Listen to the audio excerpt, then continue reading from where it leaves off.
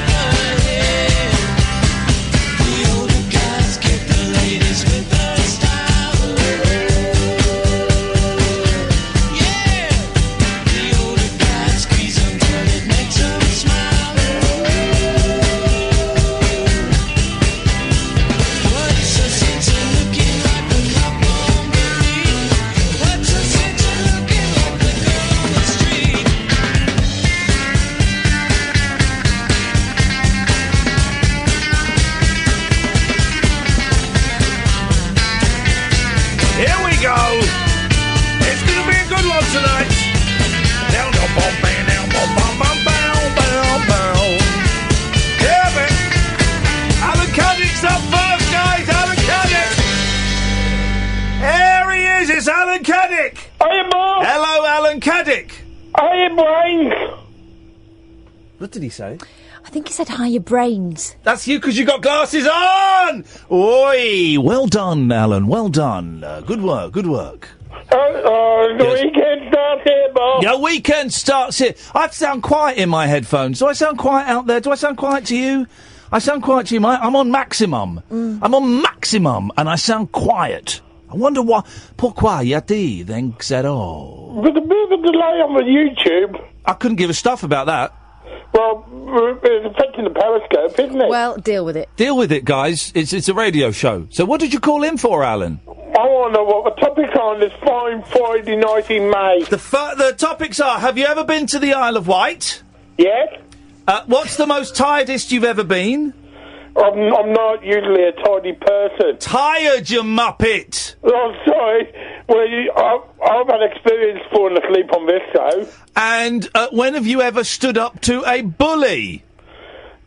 Oh, I've never stood up to the bully. Why not, Alan? That breaks my heart if I had one, and I don't. Because if I stood up to the bully, it's going to make more trouble for me. No, Alan, tell Ian to stuff it. No, hang on a minute. I'm not the bully here. Oh. I stood up to a bully recently, Alan, and I've won. I've succeeded. Was it Mr. White?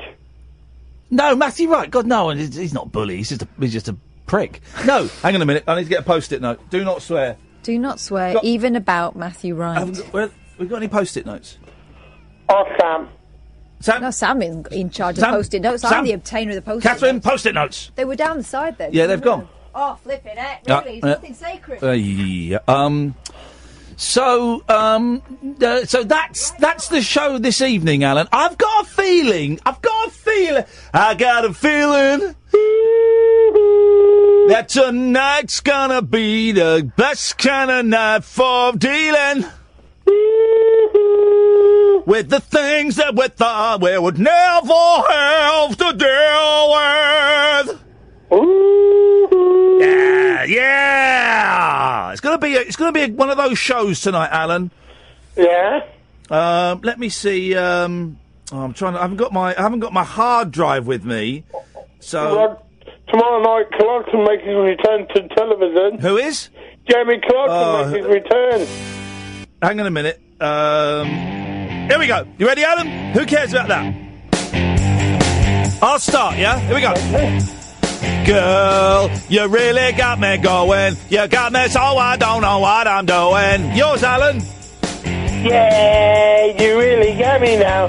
You got me, don't know what mine. Yeah, you really got me going. You got me so I know I don't mind. Oh yeah, you really got me going. You got me so I don't know that I'm you really got me. You really got me. You really got me. Oh. Take it, Alan.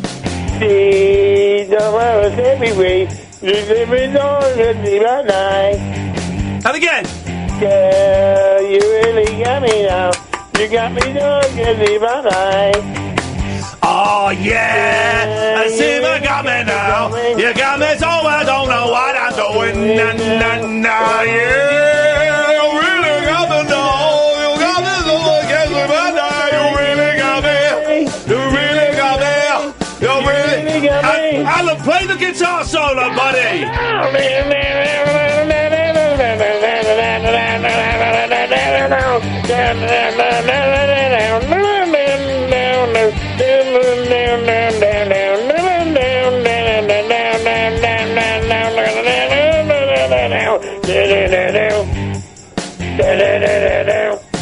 See, you really set me free. You're number one, really by night. There we are. No. Oh, yeah, no. You got me, dog. Shut up. By night. Yeah, you really got me now. You got me so I don't know what I'm doing. Na, na, na. Yeah, you really got me now. You got me so I can't find that. You really got me. You really got me. You really got me.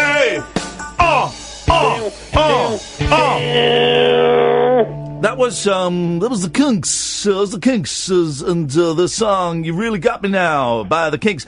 But let's flip the Kinks over and let's go to the softer side of the Kinks and let's sing one of the Kinks ballads here. Hope you enjoy this. This one's called "Days" by Ray Davies. Oh, hang on a minute. Hang on a second. Can I join in with this one? No, it's boys only. Yeah, let Cap do this. Oh, come on. All right, go on, Kath. Go on. When does it start? You lead. Thank you for the days. Oh, she sings like a girl. Those endless days, those sacred days you gave me.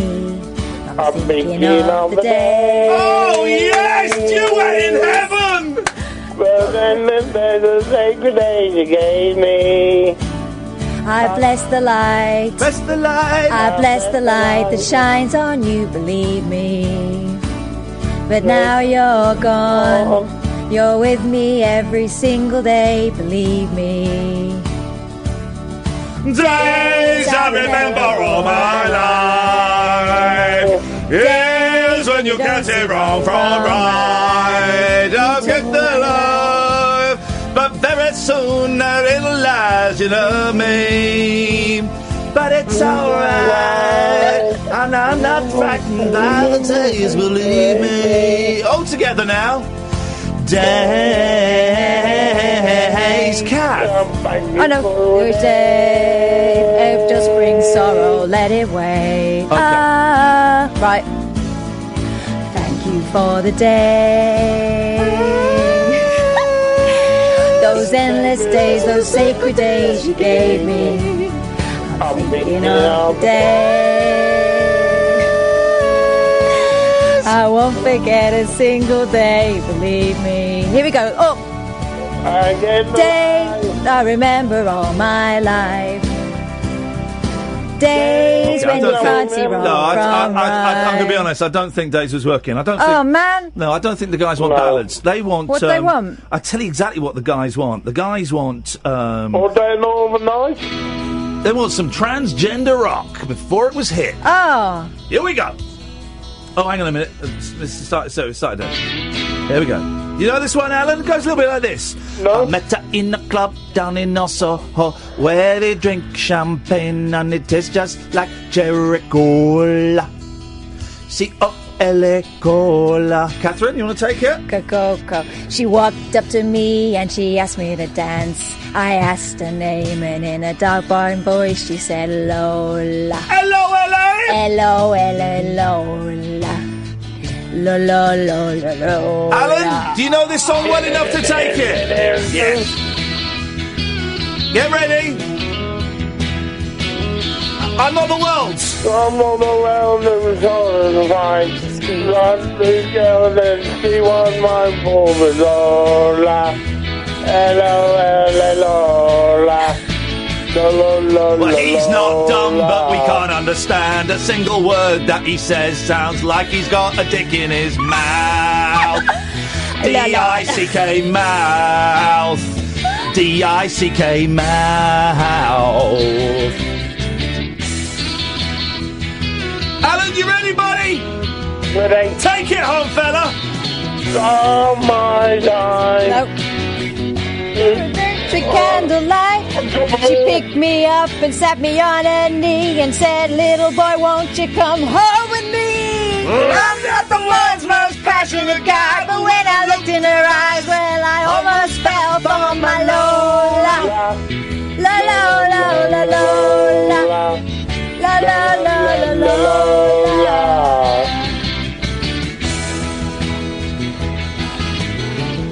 We've really got the vibe of this song. Only another 3 minutes to go, guys. Here we go. I pushed her away. I walked to the door. I fell to the floor. I got down on my knees. And that's when I saw she had a car. Oh, come on. She did. Okay. You spoiled that romantic moment. Well, it's I know for a fact there are kids listening tonight, and that's really lowered. You've lowered the tone there, Alan. Shame on you. You're banned for calling this show until Monday, okay?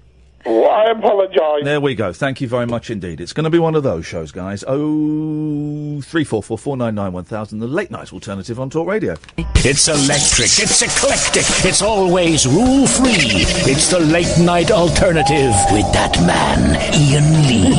On Talk Radio. 03444991000 is the telephone number if you want to give us a call. You're very, very welcome to. You can call about absolutely anything you want. Yeah, I mean, what more do you want me to say? I don't know what more you want me to say, guys. I was on the Isle of Wight this morning. You weren't. Deal with it. Let's go. Oh, dead man walking. Dead man walking. A dead man's just called us, Catherine. Which one? Remember Dredge? No, remind me.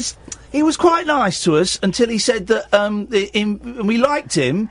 And then he committed Harry Carey by saying that he thought the new Avengers movie, Infinity War, was rubbish. Oh. And I said it's one of the greatest. I said it's probably the greatest film of all time, and Marvel and Hollywood should just stop now. No one can beat that movie. And then Dredge went online and posted horrendous reviews of the movie. So he's dead to me. Anyway, the ghost of Dredge has called in. That's interesting. The new Avengers movie starred Steed and Purdy, didn't it? Your fist is going to... No, hang on a minute. Oh. Let me rephrase that. No, I'll keep it as it is. I'll keep it as it was, actually. Your fist is going to star in a little film that I intend making called John Dredge Fists Himself to Death. Punches himself in the face, I mean. Punches himself in the face. Hey! Yeah, that's not a very good insult, that one. No, my youngest today, when my eldest was in the toilet, my youngest... What was he talking about? Oh... What was he? He was talking about killing his brother, and he said that I can't remember how his conversation came about. And he said, but it hadn't worked. I said, right, well, You're just going to have to do it better next time. He said, what do you mean? I said, well, if you're going to kill him, you're going to have to do it properly next time. And then he came up with this really elaborate plan for killing him. and then he explained it to his brother, and the first step of it, this made me laugh so much. The first phase of the murder... Fratricide. The fratricide of the 6-year-old on the 8-year-old was to kick him in the peanuts. And my eldest looked at me and went, he does that all the time. I'm so used to it now. Oh, man. Dredge, you're dead to me, but this shows what a great heart I have, what a kind heart I have, what a coronet I have. So I'm going to let your ghost come on this show, despite the fact that you're an absolute idiot. Well, that's no different to any of the other callers, then. That's fair play. No, he's got me on a technicality there. It's got me on a technicality, yes. I have to give it. What I meant was the end. I thought the ending was terrible. All right, mate. All right, you're getting very close to a spoiler alert. That's a yellow card. You've just been awarded a yellow card. Well, just because I said the ending was terrible. Right, Don't say it again. That's 2 yellow cards, mate. One more and it's a red card, and you won't get a chance to plug your show. And no one. You're adding the I to the I. Yes. Okay? Okay. Right, I'm being very, very careful. Okay, so... Very, very careful. So, Tell us about this show that you're doing.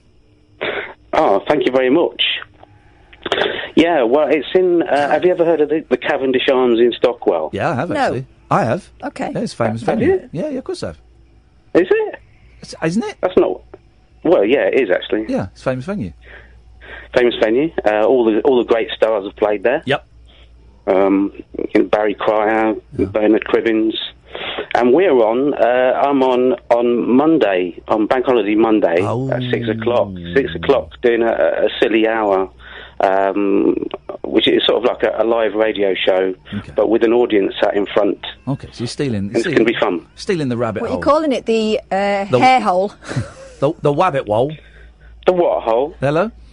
Hello? Hello, No, good evening. it's not like that. No, it's not. It's more like a sort of magazine type thing with features and things like that. And we and quizzes. Pardon? It's like I was saying, John. John. It sounds a bit like Looking magazine.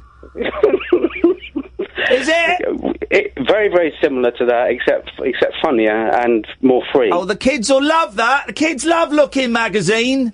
It's very popular. It is very popular with the under-60s, isn't it? And as John said, if anybody goes to this venue at 6 o'clock on Monday and says they heard it on this show, they get in absolutely free. Yeah. It is free of charge. So the whole thing if is they free. come in, if you go and you say you heard it on this show, it's free, and that is great. Yeah, that's a great thing to do. And it's going to be really stupid. And okay.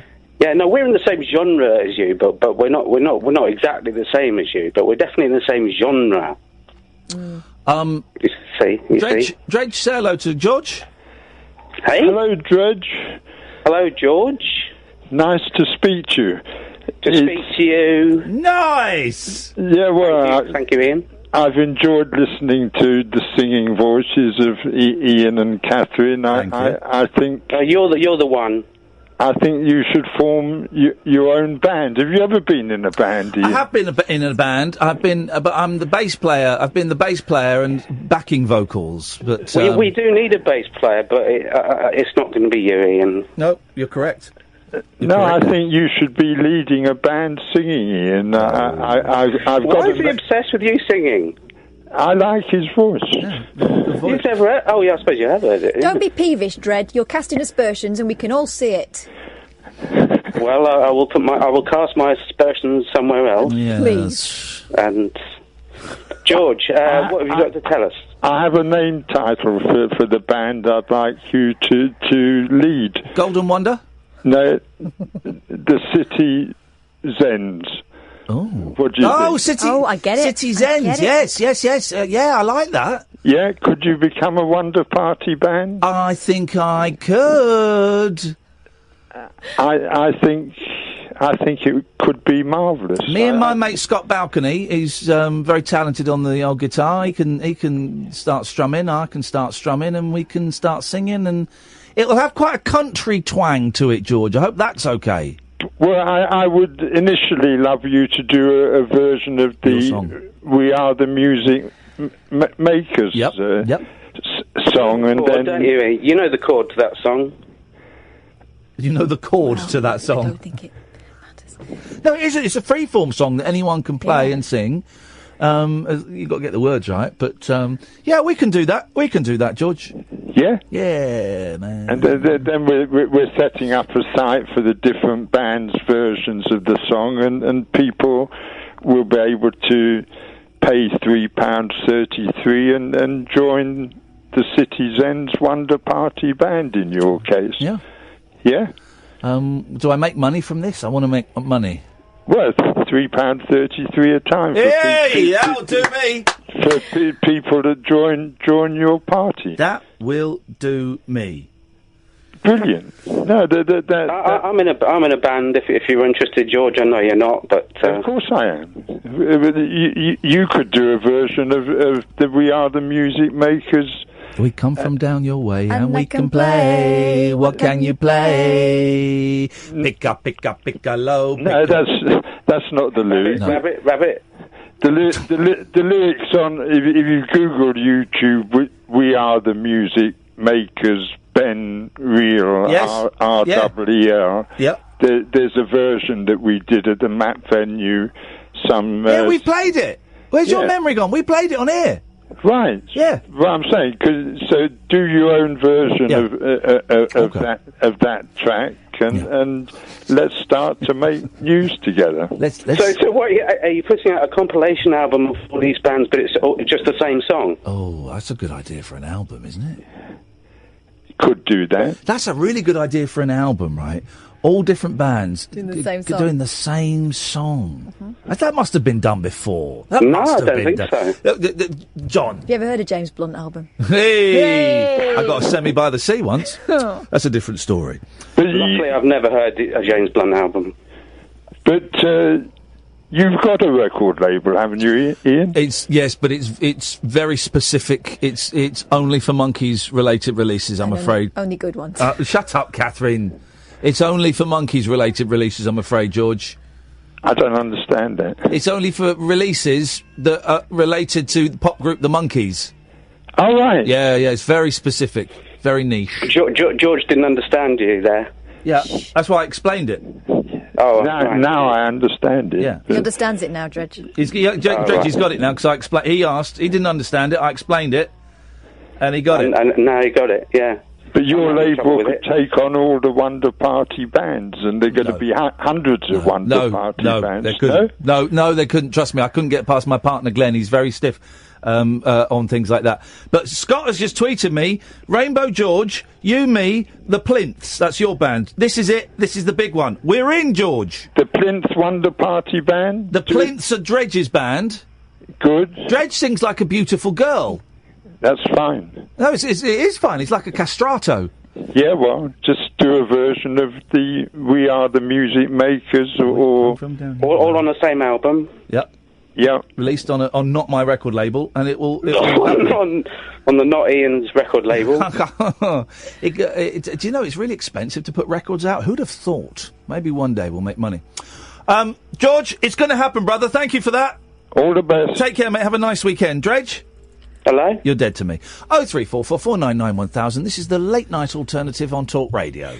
Closing time conversation for tax inspectors, taxi drivers, and taxidermists. Great big talk for the wee small hours. You've been trolling me big time, mate. The late night alternative with Iain Lee on Talk Radio. 03444991000. Let's go to... Hello, Alan. Hi, Ian. Hi, Kath. Hi, Alan. What's that buzz coming from, Alan?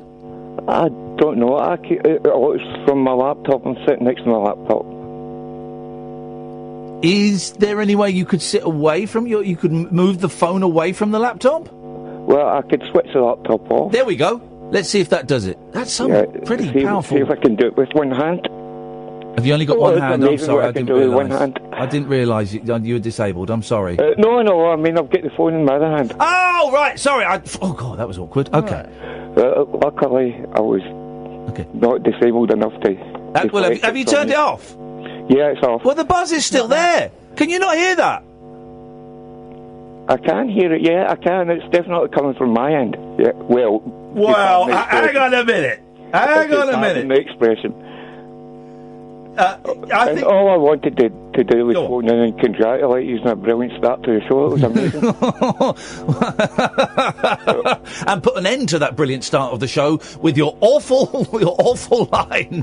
I tell you what I miss, Alan. Thank you for your kind words. It's appreciated. I tell you what I miss, and you don't get any more. I don't know how old you are. What are you? What are you? 36? Oh, yes, plus that. 43. 53. Shut up, man. You've got a young man's voice, hasn't he? He has. Give it back. Well, then you'll remember this. Do you remember when you used to get crossed lines?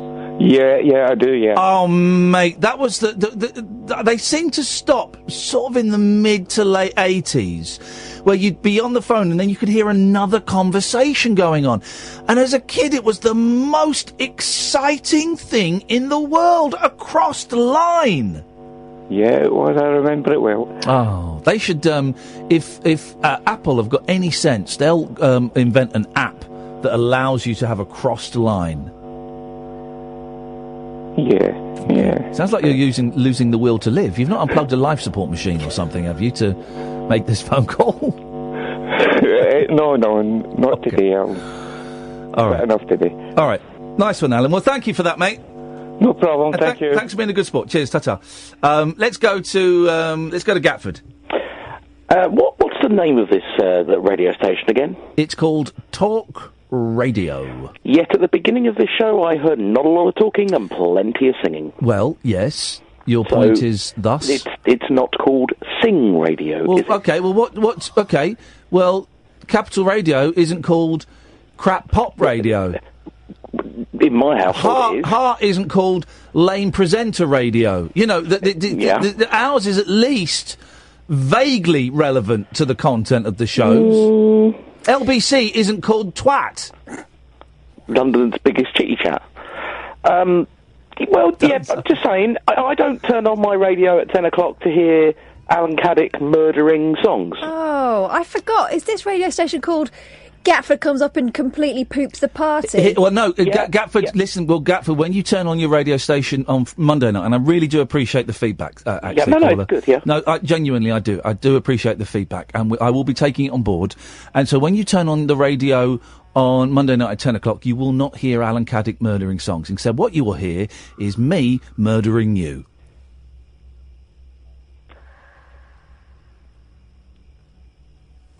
That's a threat. Thanks very much for calling. Let's go to Zach. Good evening, Zach. Good evening, Iain and Kath. Good evening, Zach, who sounds like he's in a tin can. I'm not in a tin can, in front of a computer on my desk. Prove it! You can still have a tin can in front of a computer on a desk! Oh, well, I guess you can have many of them, but anyway. Yes? I'm looking forward to the weekend, and also in a couple of weeks my mum's going to have a baby. Hey! You won't be the most important thing in her life anymore. In fact, you're gonna resent the baby. It'll be the focus of her attention for the next 20 years, 20 years, 20 years. You'll be in therapy, talking about the baby. When he stole your mother's love, when the baby came along, Mama didn't love you no more. She had no time for Zach. Zach was on his own, burning down things, getting into fights, drinking alka-pops at night, and doing all kinds of things that a young man just shouldn't do. Because Mummy had a baby, Mummy had a baby. Baby was more important than Zach. Baby was the one that came and took Mummy's love away. And Zach lost his cool and he dropped out of school. When traveling around the world, trying to find a special girl to replace the love he lost from Mummy when the baby came. Now, that sounds like a really good Harry Nilsson song. I've just written a Harry Nilsson song. If someone could orchestrate that for me, we're going to make millions and sell it as a lost Harry Nilsson song. P.S. Sorry about your life being ruined. Yeah, sorry about that, Zach. But the best art comes from pain, and luckily for me, it comes from other people's pain. What have you got for us tonight, Zach? This week was fun. I had the awards evening for the radio station at my school, Jukebox Radio. And you're the only one that works there, aren't you? No, there's multiple, but it was still really fun. Did you win a room that meant that it sounded like you got your head in a bucket and you're getting further and further away from your phone? Did you win that? No. Did you win... Stop! You're trolling a young lad! We've already established via a lost Harry Nilsson song his life is ruined! All right, I'll leave him. So, did anyone come to the awards?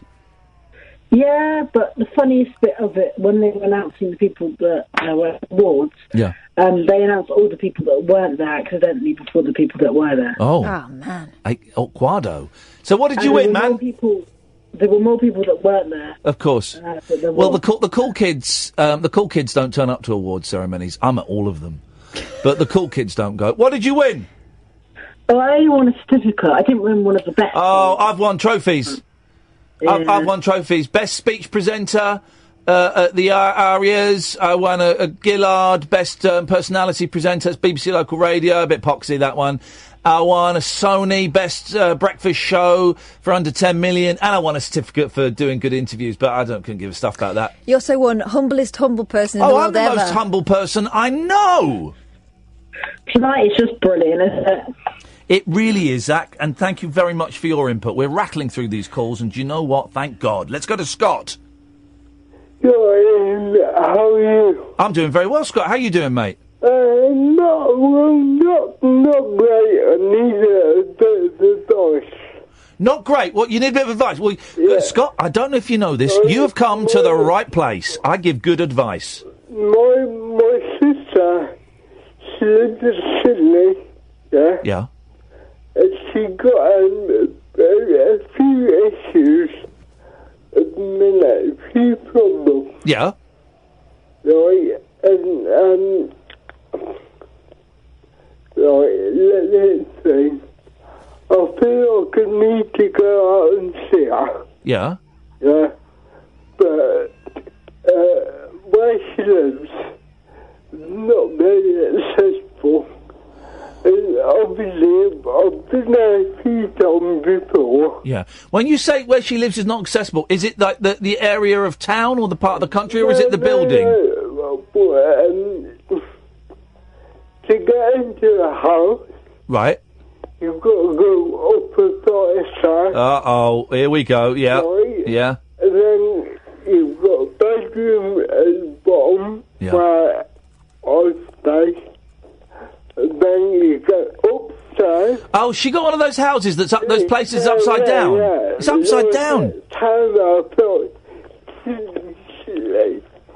She didn't care about a disabled person, you know what I mean? Sorry, Scott, 'cause I'm struggling a bit. Did you say she's in care?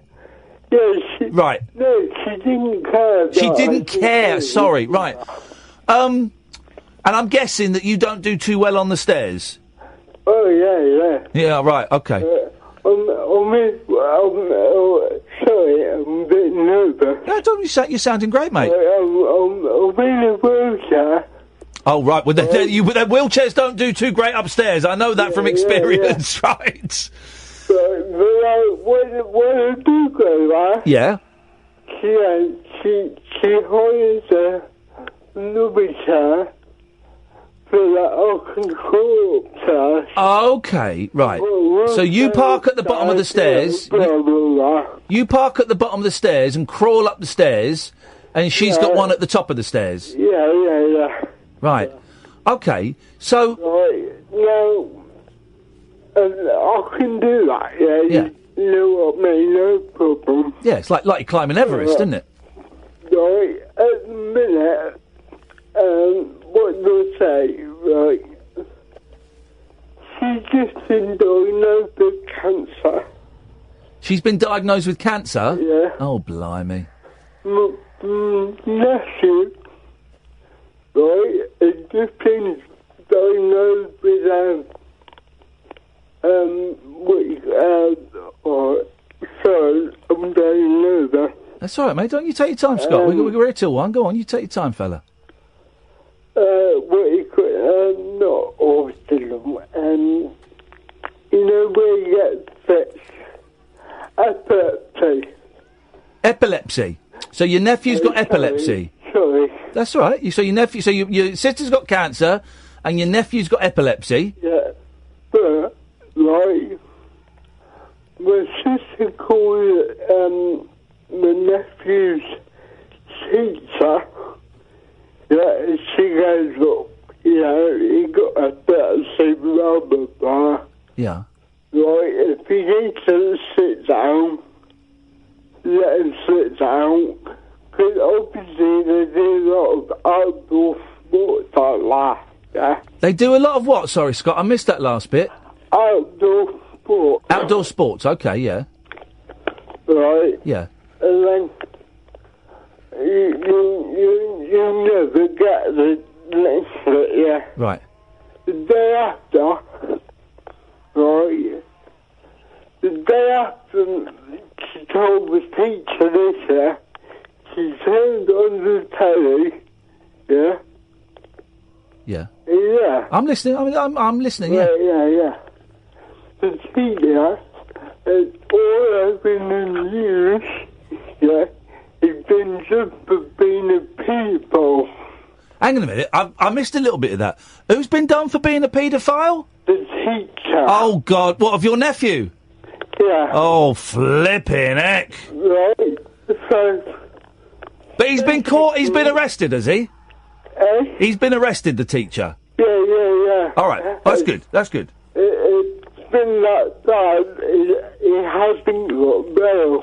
All right. Well, okay. All right. We've not named him or said it where he is, so that's fine. Yeah. Right. So obviously pretty bad. You know what I mean? Yeah. Right.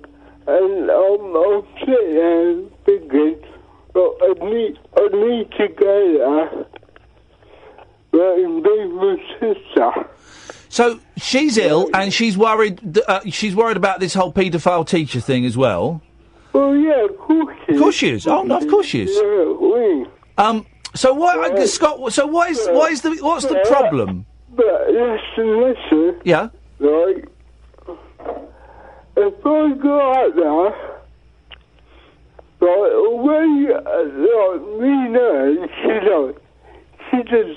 she's not bothered that much, I suppose, yeah? Yeah. Right, of course she's not. She's a sister. Yeah. But if I go out there, it's not adding to her stress. If you go out there, it's adding to her stress. What? Because she's got to sort out the extra chair and stuff. Right, and I said to her, yeah, I'll go out there, I'll get a hotel. You don't need to worry about me. Blah, blah, blah, blah, blah, blah. Right, and she goes, oh, yeah, but you need to come and see the case, and serious. You can't come out here for a week, right? And Iain, all I want to do, right, is go out there and give my sister a hug. Oh, mate. Right, do you know what I mean? I do know exactly what you mean. I know you want to look after your sister. Seeing the kids. Well, obviously, I do want to see the kids. Yeah. But I was just putting a bit out for my sister. Because she got no one out. She got no family. Right, she got a good network of friends. Right, yeah. But they're not family. Do you know what I mean? Yeah, I do. So I don't know. Right, because I'll get a ticket tomorrow. Yeah. And I'll go. But is that going to cause more stress? You're in a real pickle because you want to do the right thing and look after your sister, but you're also aware that by doing that, that might stress her out even more. Yeah, well, here's the thing. There's two ways of looking at this, right? Maybe she wants you there, and she's saying, don't come, because, you know, sometimes we're kind of generous like that, and we say, don't come, and a visit would be a lovely surprise. But also, sometimes when people are ill, they really don't want people around them, you know, and you know, we all want to go and touch ill people and help them and let me make you a cup of tea and do all of that. And sometimes people, when they're ill, they want to be on their own. Yeah, because I'm not that, you know what I mean? Because I've got no problem in Coventry. Yeah. And you know, I'm just sort of jealous at a man, but I just think, you know, I just... Do you think... Here's the thing, Scott. I can't tell you what to do because I don't know you, I don't know your sister, and I don't want to say something that might have a negative impact on your relationship. Only you can decide what the right thing for you to do is. If you went to her house and there wasn't the wheelchair upstairs, would you be able to cope or would you not be able to cope? I would, but it would be more stress to her. Right, okay. You know what I mean? Yeah. Where does she normally get the wheelchair from? Does she, like, rent it or something? Or get it from the local... Yeah, she rents it.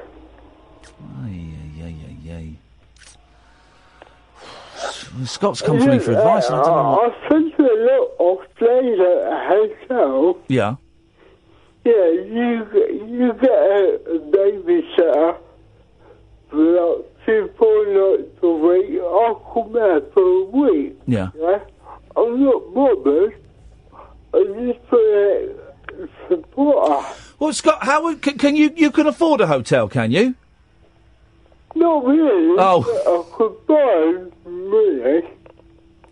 God, you're a good man trying to do the right thing. Hey, you do that for your family, don't you? Yeah, of course you do. Of course you do. I've got a sister, and I know that if my sister were ill, I'd want to be there for her. Yeah, lucky. Yeah.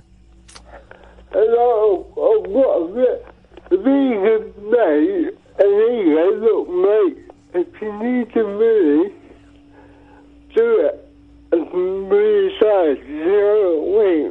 Not that I can't afford it, but, you know. I can tell you where my... I want to go. Yeah. Because I want to go cool. Yeah. Yeah. But I don't want to add to the stress. Here's where Catherine. Here's where my head is at with this, and tell me if you think I'm way off. Right. If you here's what I think, and Catherine will chip in because Catherine might have a completely different perspective, and then we can kind of kick them both around.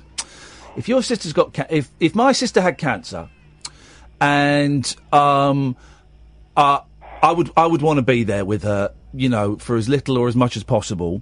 Yeah. So my suggestion would be is if you can borrow the money and it doesn't put you in big debt, because we don't want to start getting in debt. Yeah. If you can borrow the money, if you can stay in a nearby hotel and phone her up and say, look, I'm just down the road. I'm a mile down the road in this hotel. I can be there. I can get a cab. I can be there in 40 minutes. I'm going to be staying in this hotel for the next 3 or 4 days. If you want me to come, I would love to come just to sit with you. You haven't got to do anything. You haven't got to entertain me. You haven't got to feed me. I'll just come and sit there. And if you don't want me to come, I'll be disappointed, but I'll totally understand and respect your decision. Or, like you say, she could get a babysitter and come to you and just get out of the house for a bit. If she's well enough. That's what I said to her. Yeah. If she's well enough, you know, because if she got having cancer treatment, you might be a bit poorly. It kind of, the difficult thing is that she'll feel different on each day. Let's say she got cancer. Yeah. She got ovarian cancer. Okay, so she's got a big old cancer. And sister, as long as they take the ovaries out, she'll be like, you know what I mean? Should be. You never quite know, because cancer's a bugger. So, in a way, how can I say it? I'm bothered like that because it's the C word, you know. Yeah, I do know. But we know it should be okay. Yeah. But what I'm bothered about is like, I don't mean to say not bothered like that. Of course I'm bothered like that, you know what I mean? But I think I'm more bothered about my nephew's teacher. Well, listen, if the bloke's been arrested... just doesn't... If the bloke's been arrested, then your nephew is safe now, right? Yeah. And how old is your nephew? Of course he's safe, but he's 9 years old. 9 years old, right, okay. And he used to love that teacher, and obviously I was there for him, was there for her. Yeah. And then I feel like I'm on the other side of the world, and obviously you can hear that I'm disabled, but I'm not bothered like that. I ain't gonna, what I said about that. I'm just gonna be there for my sister. Of course you do, mate. You're a good man. I don't know if will be a hindrance or not. You know I suggest go. I suggest go and let her know that you're there and be there. And it's a tough one, isn't it? It's a tough one. It is, right? And she'll feel different on each day and at different stages in what's going on with her. She'll be up to seeing people and not up to seeing people. Scott, when are you thinking of going, Scott? No, I will go tomorrow. You're such a good man. You've got a really good soul looking after your family. Listen, man, can you give us a call next week maybe and let us know what you decided and how she's getting on and stuff? Anyway, sorry I'll call you. Don't apologise. This show functions on callers, so don't apologise. Your content. I've listened to you for about a year. Oh, nice one, man. I just thought, you know, I need some advice. Scott, listen, take away this. You are a good man, and you are pondering over a decision that only a good person would ponder over, right? Yeah. Give us a call next week and let us know what you decide. Yeah, I will. Have a nice weekend, Scott. Yes, mate. Thank you, mate. Take care. Ta-ta, bye-bye. What a nice man. Yeah. What a nice man. What a dilemma. I get it. I get both sides of that. And the fact that he mentions he needs the wheelchair, that does... You know, because they're obviously so very much in love, these two, this brother and sister. He cares for her. She obviously cares for him and doesn't want to, you know, and she wants him to come round and to be comfortable and have the wheelchair so that... But what nice he knows what he needs to do, and he knows her better than anyone. And I think that idea of being down the road, and then if she fancies it, he's there, and if she doesn't, that's cool too, but she knows where he is. That's the important thing, isn't it? Let's go to Paul. Good evening, Paul. Good evening, both. How you doing? Very well, thank you, mate. Good. Isn't it great to have somebody like to talk to and sound ideas out and stuff? I thought Scott was awesome, man. It was good, wasn't it? Really good. It was really good. I spoke to you last night, just like a tiny update for you. I'm not going to update you every day, I promise you. Okay. I took the car to the garage today. Oh, yeah. That's something new I've done. No, I've just realised this is... Oh, brilliant. That is... Because I hate going to the garage, man. I hate it. Yeah, man. I was well chuffed, like, you know. The car's sorted, the car's safe.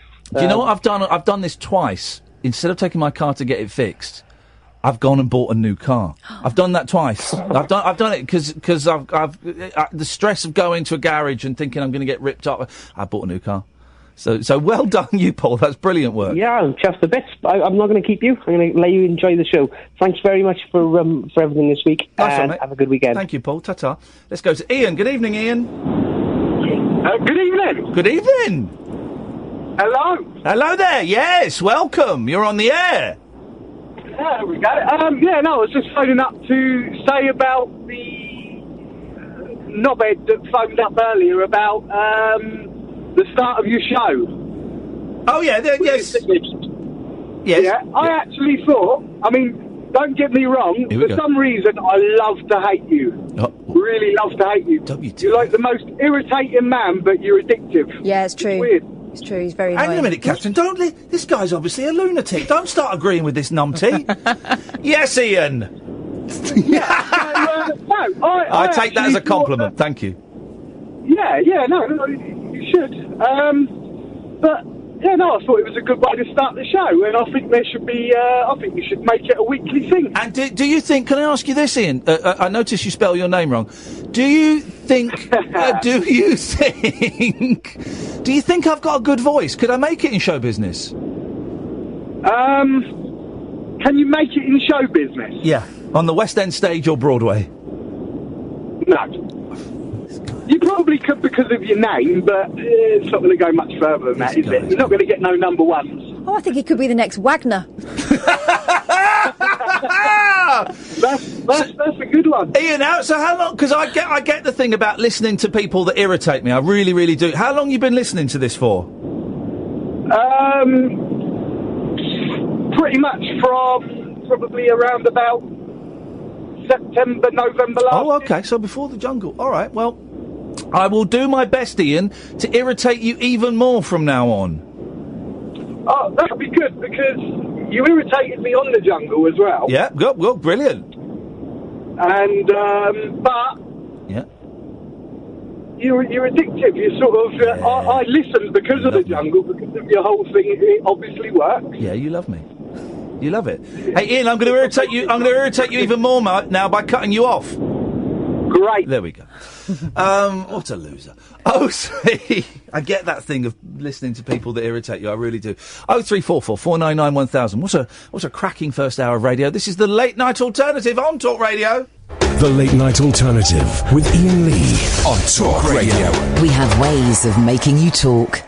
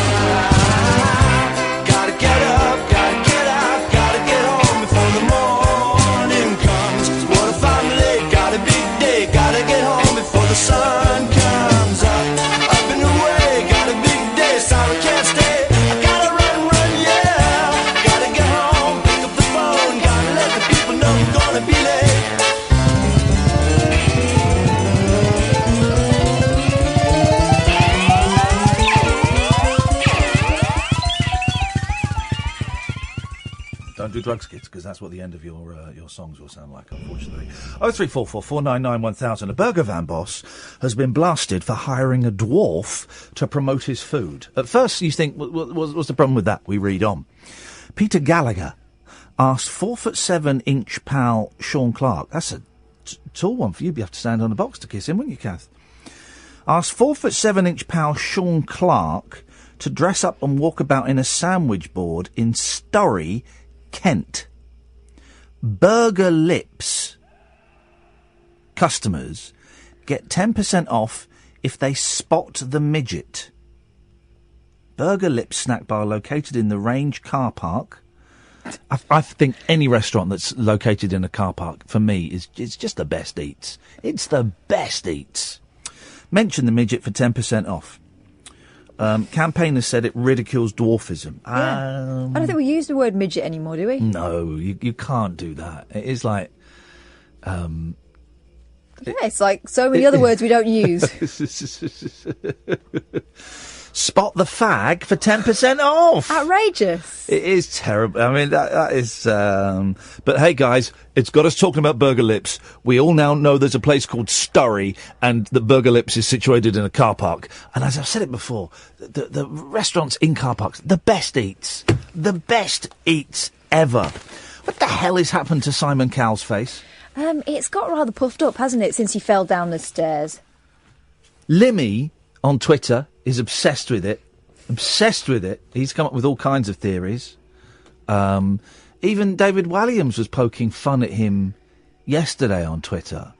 You can see pictures of him and you think, it doesn't even look like Simon Cowell. No.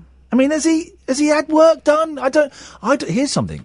I don't know the legal position on discussing whether someone may or may not have had plastic surgery. I don't think Simon Cowell would care, as long as we're talking about him. I'm sure I remember from some BBC training years ago when I did a show on BBC Choice, that you weren't allowed to speculate on whether someone had had plastic surgery or not. It could be seen as libelous. If you go, such and such has definitely had a nose job, and they go, actually, I haven't. I'm going to sue your ass off, and then you'll have to have an ass job to pay for it. So I don't know, but some people, it's pretty obvious. I think if you... But we can all see that there's something different about Simon. Now, his eyes look tiny, his jaw looks square, and his face just looks messed up, man. To me, it looks as if, with the position of his eyebrows, to me looks like he's had Botox or something in the upper part, and maybe fillers down below. Because there was the story about him falling down the stairs. Okay. But also, if he has or if he hasn't, I don't get plastic surgery just to try and preserve your looks, because I cannot... Right, 0344 499 1000. This is your challenge, right? 0344 499 1000. Can you name someone who has had plastic surgery who looks at least as good, if not better, than before they went under? Me. Go on. Liz Hurley. She had plastic surgery? Right. Here's the thing. When her lips changed, yeah, she said it was just through clever makeup. Right. No. She's just got a really good... I don't know what... It's fillers. I don't know whether that qualifies as plastic surgery. What's fillers? Procedure. She's been filling her lips, has she? That collagen thing that all of a sudden a lot of women in the 90s ended up getting. Yeah, so it looked like the top lip was like a bottom lip. Big. Trap out? No, because if it's done well, and I believe hers has been done well, I believe she has had it done. She's so sexy. It's been done well. Kendall Jenner. Kylie Jenner. Hers has been done well. But that's lips. Yeah. Okay, so lip technology has advanced to such a degree that if you are a millionaire, you can get good lips. You can get really good lips. I would really like better lips. Okay. But the rest of the face they still can't do yet. They still can't. The technology isn't there yet. It's getting better. Well, Simon Cowell is one of the richest men crawling this planet, right? And if that's the best he can do... I think after a while, though, you get small things done, and after a while, it starts to look strange because you get used to it. I completely understand why he would be dissatisfied with his face, and it's not because I'm not saying that he's ugly or anything, but he's surrounded by youth all the time. Yeah. And also, he's trying to keep himself current. I completely get it. Ollie's making noises in the background there. Oh, hello there. You all right? I'm all right, Ollie. What you got for us? Well, I just wondered, what was that fantastic song you were playing a minute ago? That was Harry Nilsson, Gotta Get Up.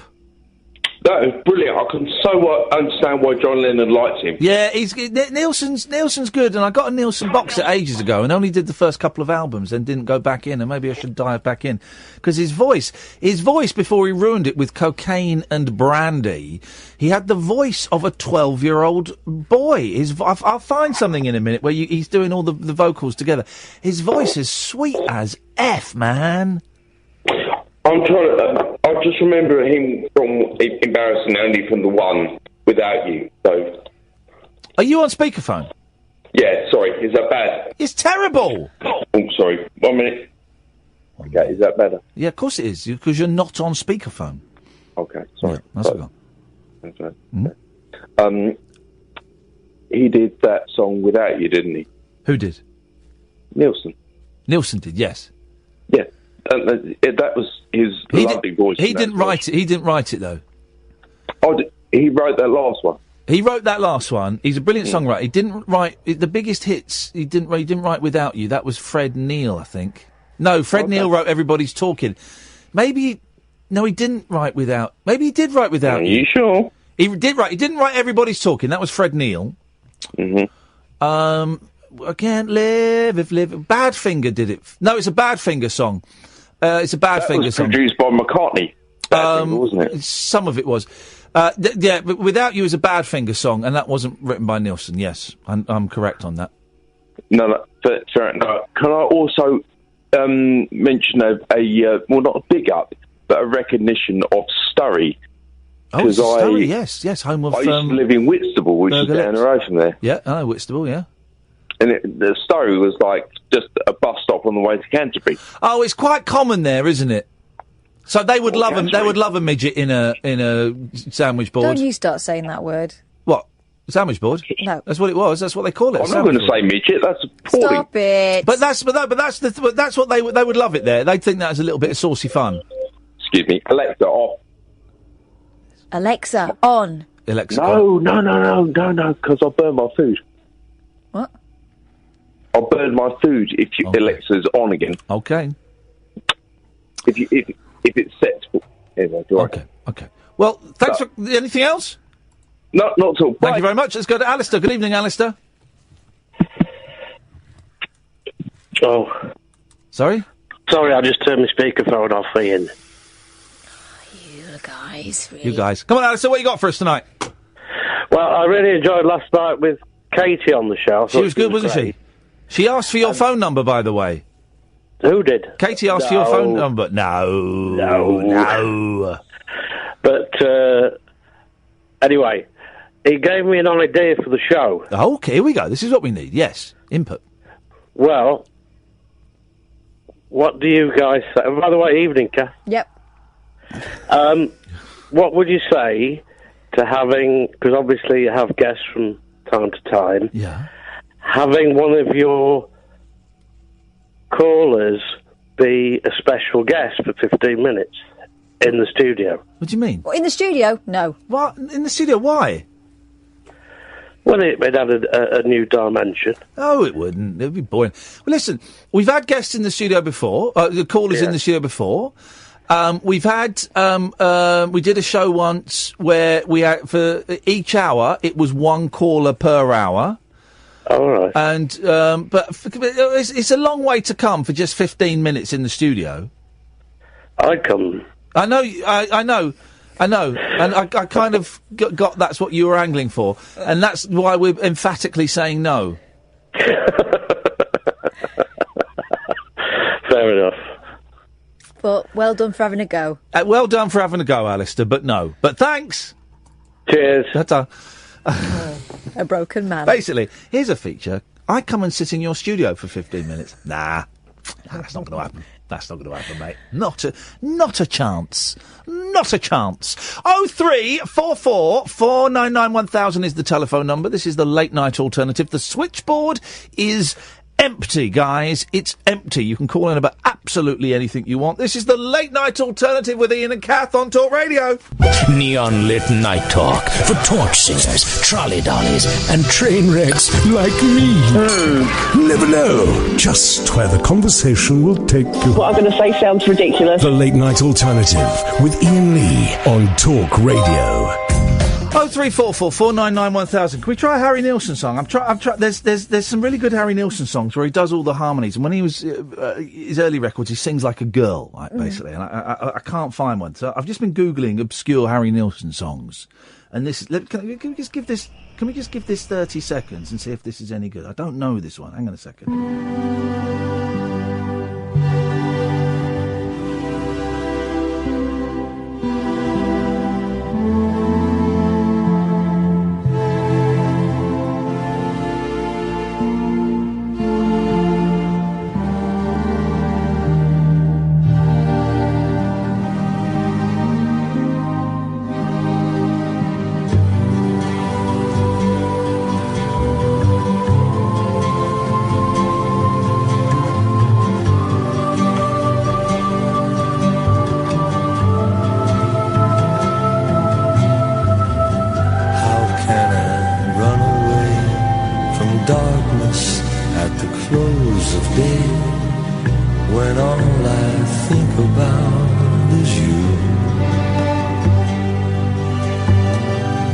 I'm looking for. 0344 499 1000. Good evening, Kadir.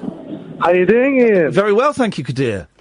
Oh, great. I'm on the Arriva Trains Rail service from Birmingham to Stafford. Literally couldn't care less. What have you got for us tonight? Well, I just thought I'd tell you what's been going on in my life. Obviously, I know you care. Not in real time. I haven't called, so no, don't worry. But I've become a door supervisor. So, a bouncer? Yeah, but they don't like to be called that. We don't like to be called that. Okay, yeah, well done. Okay, tough. I'm calling you it. Deal with it. So for what? A nightclub? A shop? What? Well, we do all sorts of places in Birmingham. I'm mainly at the Symphony Hall and the Warwick Student Union nightclub. Oh, wow, there's a real mix of clientele. Yeah. Yes. Yeah, there certainly is. Tonight I was at the Symphony Hall.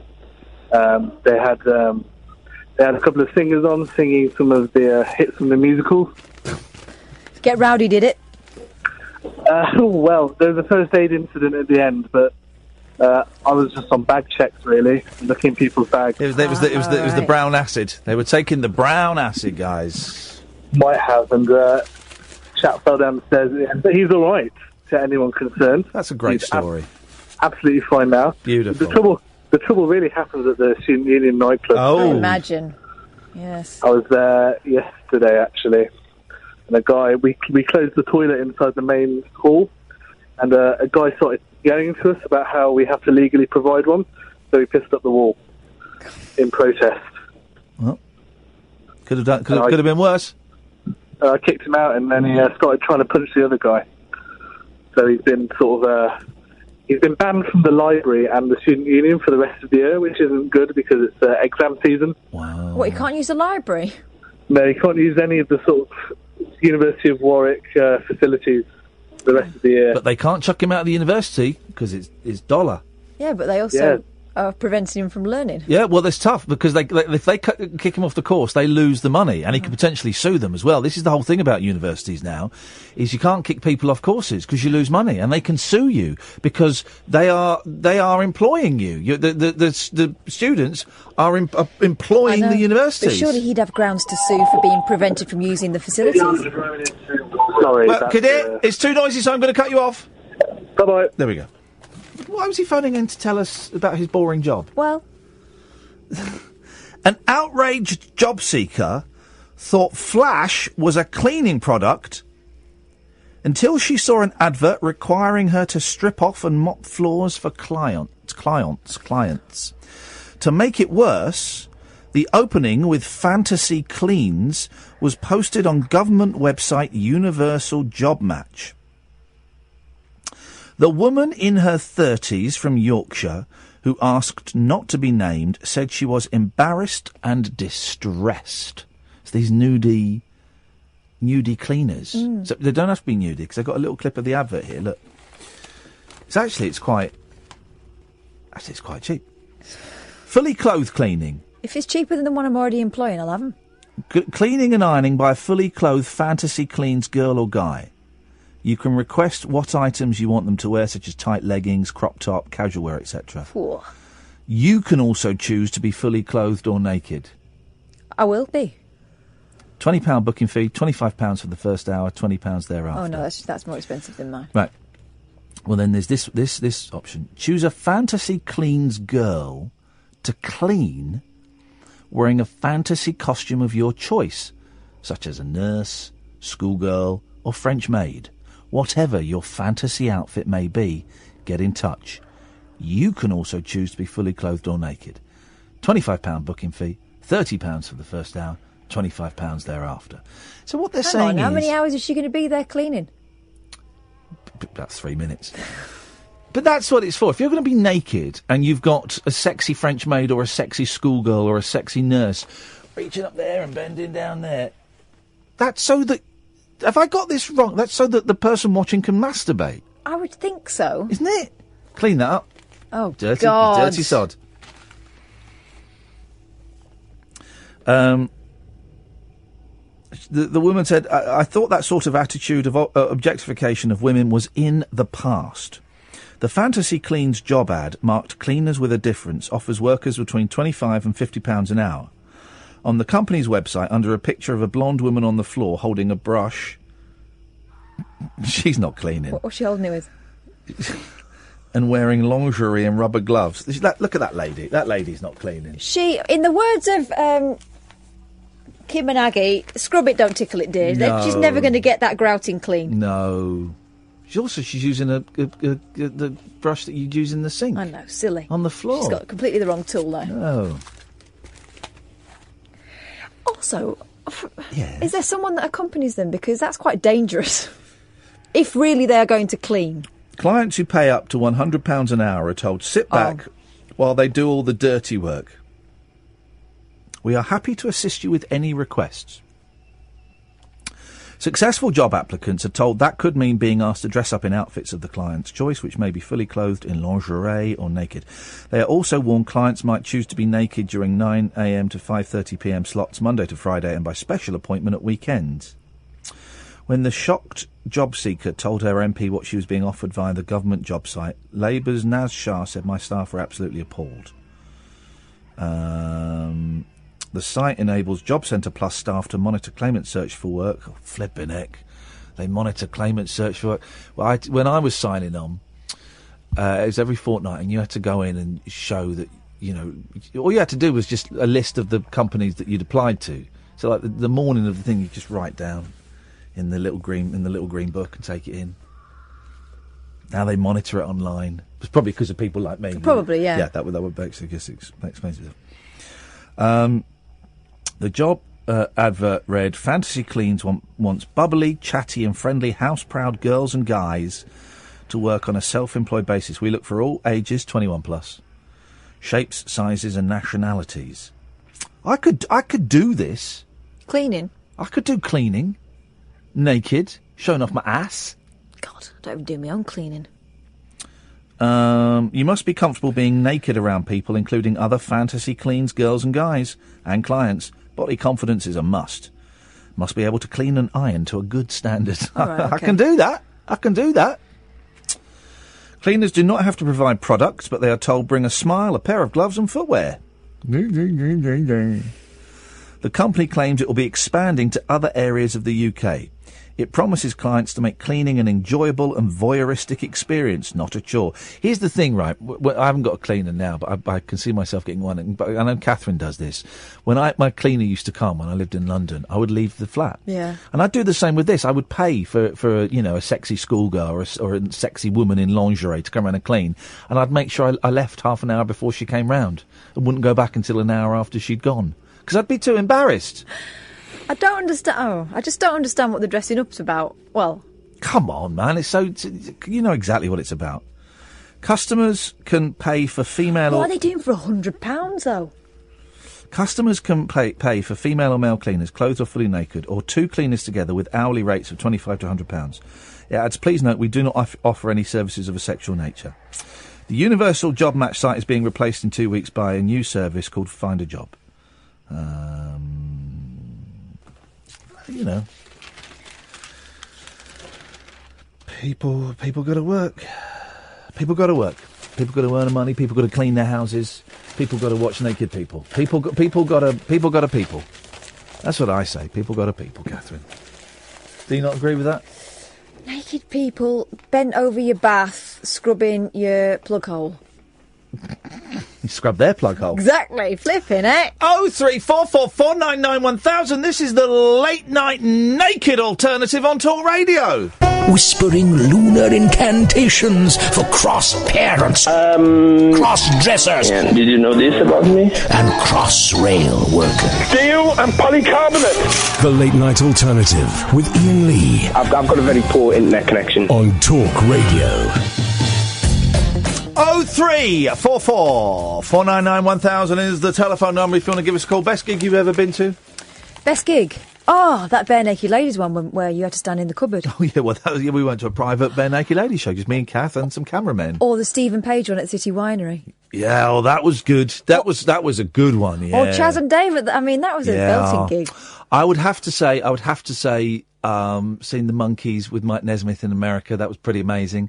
Pretty amazing. Or first time I saw Brian Wilson at the Royal Festival Hall. That was incredible. Millions of Brits have never been to a live music show. Oh, get a life! I've been to loads, man. Arthur Lee, that was another. A third have not been to a gig for more than a decade, with many blaming the high price of tickets. They're expensive. They're bloody expensive now. According to research, Londoners are the biggest live music fans. 1 in 6 told the poll that they go to a concert at least once a month. Blimey, imagine that. I probably used to do that back in the day. I used to do that, yeah. But those from Yorkshire and the Humber are most likely to be gig virgins, with 21% still waiting for their first live music experience. Queen, the Beatles and ABBA were the bands those polled wished they'd... Oh, for goodness sakes, the Beatles would have been rubbish live. Beatles are a terrible live band. You couldn't hear anything. Go and watch the video of Beatles live at the Budokan if you want to see a really bored band who just going through the motions. Yeah, they got cheesed off with it, didn't they? They got cheesed off with it. Meanwhile, experts at the Goldsmiths University of London... I bought some tea gel today for my hair. Did you? Yeah, because my head's killing me. Good. Really itchy. Terrible dandruff. Really bad dandruff. But you haven't even tried that one I got you, the super duper one. No, I haven't tried that. I'm going to try I'll get the tea gel, get rid of the itching, because my head is... It's not nits, but it's really... Dry. Terrible dandruff. I'm wearing a black coat, so it just looked awful. Embarrassing. Genuinely, I was really embarrassed by it. Meanwhile, experts at the Goldsmiths University of London have claimed going to gigs regularly could prolong our lives by up to 10 years. I say bullshine. How can you prove that? Absolute nonsense. Behavioural scientist Patrick Fagan said shows can have a profound impact on our health, happiness and well-being. What a load of old guff. What a load of old balls. But... Yes? It's a wonderful distraction from life. It's a wonderful distraction from life. It is expensive, though. Gigs are really expensive. You can pay, for a big band, you can pay well over £100 for a ticket. Over £100 for a ticket. It's ridiculous, man. I know. I would have loved to have seen Fleetwood Mac, but it's just completely out of the question. It was too expensive. They were really expensive, weren't they? Yeah. Like £300 a ticket. The most I paid for a ticket, I think, was I bought 2 tickets for Prince from a hooky website. I think they were... No, they weren't £400 each. It must have come to about It must have been about £400 because all the tickets in the venue were £21.21, weren't they? £21.21 or something. And this was in the 4th row, and it was £400 for 2 tickets. I was showing off, and it worked. It worked, and it was a great night. And it was, do you know what? It was. I had the money. I was having a bit of a flush period at work. And I could do it. It's all relative. It's all relative. Oh, my head's killing me, look. Itchy. The Isle of Wight's nice. Yeah, it turns out. It turns out it's really... I mean, it's Is it one of those tax havens? Or is that Jersey? Jersey. That's Jersey. That's Jersey. No, Isle of Wight is it's like the 1950s there. But, we had the best cab driver coming back from the park to the thing. This cab driver, I was in the front and the two people I was working with were in the back. It was a young lady, I think her name was Liz, I think. And she was, and I said, "Oh, you're being very polite." She was very polite. I said, "You're being very polite, Liz. Being very polite." She said, "I have my moments." I said, "Go on then. That bloke who's about to pass. Go on, say something about him. He's a dick." And we were laughing, and then there were two old women sort of in the way in the road. I said, "Go on, say something about them." She dropped the C-bomb. Wow, that escalated quickly. We were in hysterics. We were in hysterics. Gosh. And then she started going, she was really funny, and we were just chatting nonsense for ages. And then she was going, "Oh, I really fancy a burger." I said, "Well, go and have one." She goes, "I can't. I'm on the Crohn's diet." And she was going into great detail describing a burger. I said, "Go on, have a burger. Have a burger. It's bank holiday. Have a burger." She's got Crohn's though. She can't. Have a burger. No, you can have it. It just makes you ill. Yeah. But you enjoy it. I said, "Have a burger." And then I got to swear some more about people, and then at the end I went, well, actually, I've got some news for you. I'm from the licensing authority, and I've been recording all of this, and you are absolutely effed. And she said, "Well, if you're recording this, you've just recorded you saying that." I said, "Yeah, no, but I'm going to edit that bit out. You are effed, my girl." Best cab journey I've ever had. If I were a millionaire, I would pay her to be my personal driver. Honestly, we were laughing so much. No, we weren't laughing at her. We were laughing with her. And then I was being filthy as well, you know. Obscene. You should write to her boss and tell them how fantastic she is. No, you should. Don't say about the swearing, but just say she was fantastic, because that stuff makes a difference. Yeah, I know it does. But I find that I would find that my presence makes a difference, and that I can't be bothered, is what I'm saying. Wow. Can't be bothered. Wow. Small thing that would make a difference to someone's life. Yeah. Listen, she had a star in her car. Yeah. Sodder. Yeah, sodder. So it's the freaking weekend, baby. I'm about to have me some fun. I've got nothing planned this weekend. I plan to play a lot of PlayStation. You got the VR unit. I got the VR unit. For the girls. Gonna have some fun on that. Might let them have a go, yeah. Yeah, I want pictures and video, please. I want video of them doing it. But I've got nothing planned. I don't know what's happening. I don't know what's happening at home in Windsor, so I don't know if they're doing stuff. I know there's a party on Sunday somewhere. But so I don't know what they're doing. I've got nothing planned. First weekend in a while. Not going to take drugs or drink alcohol, though, guys. That's not happening. So I hit a couple of meetings. Booked in a couple of calls with my therapist just to make sure that I don't, do anything I'll regret later on. Might go out on the scooter. Yeah, do that. I'm getting my scooter back tomorrow. Fixed. I was told it was dead. Kaput. The end, an ex-scooter. It's coming back. Yeah. I'm going to ride the shiz out of that machine on Sunday. I really am. I can't wait. I wonder where that was going. If you smell burning rubber, it's me, guys. Lock up your small, slow-moving things. I was going to make a really rude joke then. Oh, no, don't. It wasn't about you. It was at my expense, but it was unpleasant. Oh, God, what? If you smell burning rubber near me, I'll be having a posh. Oh, God. Yeah. Well, I'm glad you didn't say that. No, I wouldn't That's say an image it. no one wants. It can either be with a condom on or with a glove on, as a posh one. Here's the thing. Yeah. I once worked in a place where when the boss left, he didn't clear his desk out properly. Yeah. We found Johnny's in his drawer. Oh, he was into Johnny's what? He was into safe sex or posh onanism. Yeah, not funny. Isn't it funny? Well, what's wrong with Johnny's? Nothing's wrong with them, but you'd think if you had Johnny's in your drawer, that'd be the first thing you'd clear out. Well, it makes you think. Or maybe he left them there so he'd become a cause célèbre. Or maybe if they weren't the first thing he cleared out, what else did he have in that drawer? When I leave here, I'm going to fill a drawer with all kinds of knickknacks. Yeah. Just so I have a lasting legacy. I'm just going to fill a drawer with knickknacks, the delicious corn snacks. Love some knickknacks. I did I'm trying to lose weight, and I've been doing really well, hardly eating anything and walking a lot. And then today I picked the boys up from school and we went to Yo Sushi, even though it's not a Monday, so it's expensive, man. But I just thought, sod it. I said to my youngster, should we go and get some sushi? Let's go and do it. And because I'm trying to buy this house and stuff, and it turns out I've forgotten that buying a house is really stressful. Yeah. Really, really stressful. As you're finding out, Catherine, because I'm bombarding you with, oh my God, it's fallen through. Oh my God, it's happening. Oh my God, it's fallen through. And what do I say? Go away, you're annoying me.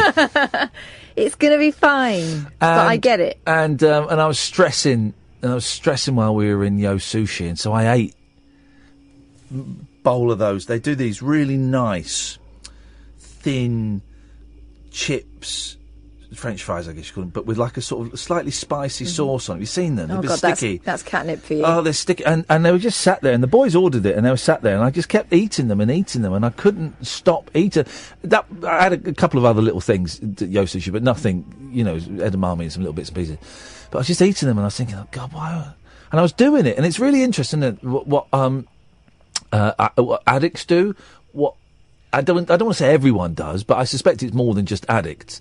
But what addicts do in particular is you recognise that there is a problem, an emotional problem, whether it be stress or anger or happiness or sadness or fury or fear. Yeah. You recognise subconsciously there is an emotional problem, and so you reach out for something to get rid of, to numb that problem, whether it's cocaine or it's weed or it's booze or it's sex or it's gambling or it's shopping, it's online shopping. And luckily for me, it was just a small bowl of Yo Sushi sticky chips. Yeah.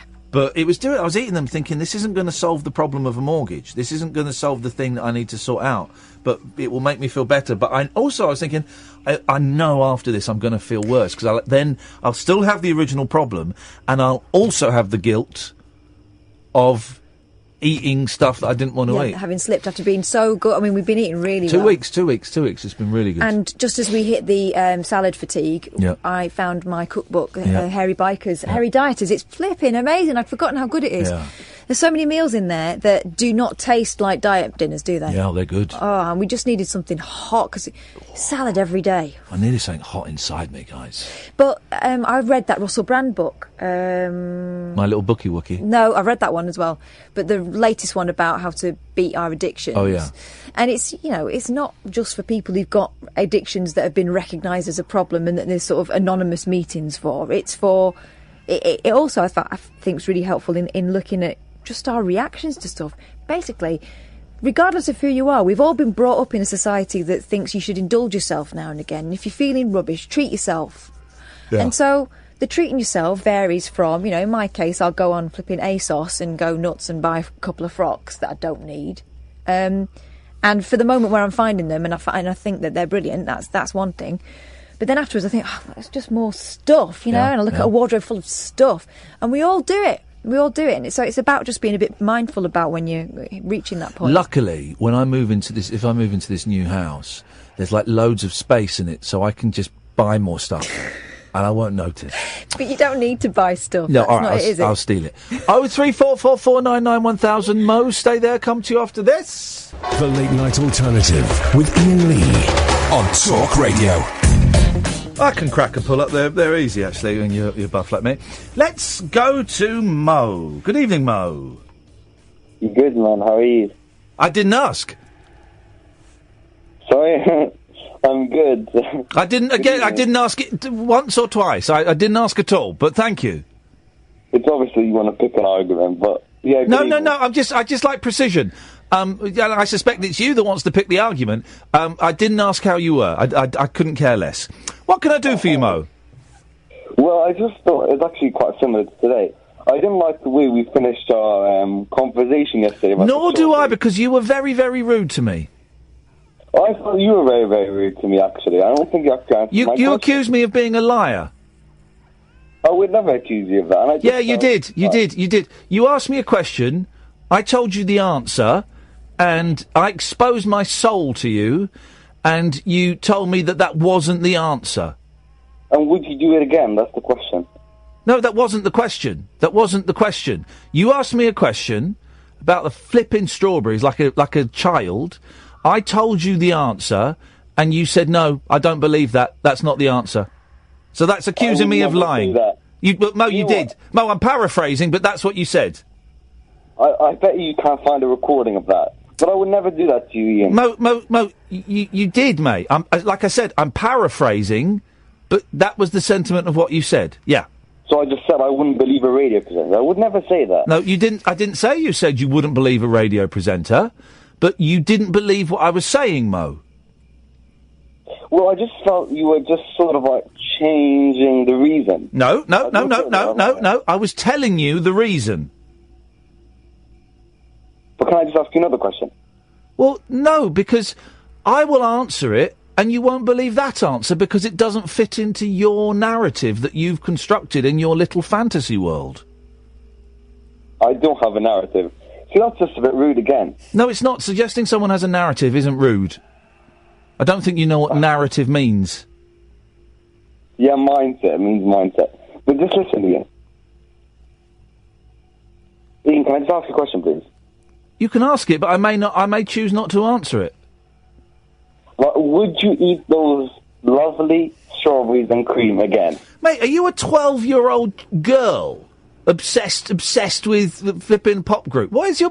Listen, it was a kids' TV show that was on in December of last year, right? Get over it. Get over it. I tell you what it was. It was 40 minutes of my life. 40 minutes of my life. Get over it. I'm over it. It's more than just the strawberries. That's the thing. Well, then what? Tell me what else it is, then. If it's more than just the strawberries, tell me what else. You have to look behind the strawberries. It's the morals. It's the fact that you betrayed a group of people that you were with at the time for several weeks. I mean, the house. The house? It wasn't Big Brother, mate. The jungle. You know what I mean? Well, here's the thing, right? Here's the thing, Mo. I am very precise with my words. I choose... No, you're not. You're not. You said house. There wasn't a house there, so that was imprecise with your words. I am very precise with my words, okay? Words are my tools. They are my weapons. They are what feed... Please be quiet, because I'm explaining something. They are what feeds my kids, okay? So I have to be very careful with words, right? And I say exactly what I mean, okay, so that there is no chance for confusion or obfuscation, okay? So I choose what I say very, very carefully, okay? You're repeating nonsense that you spouted yesterday. I gave you the answer yesterday. You chose to not believe it because it didn't fit into the story you'd constructed. That's not true, Ian.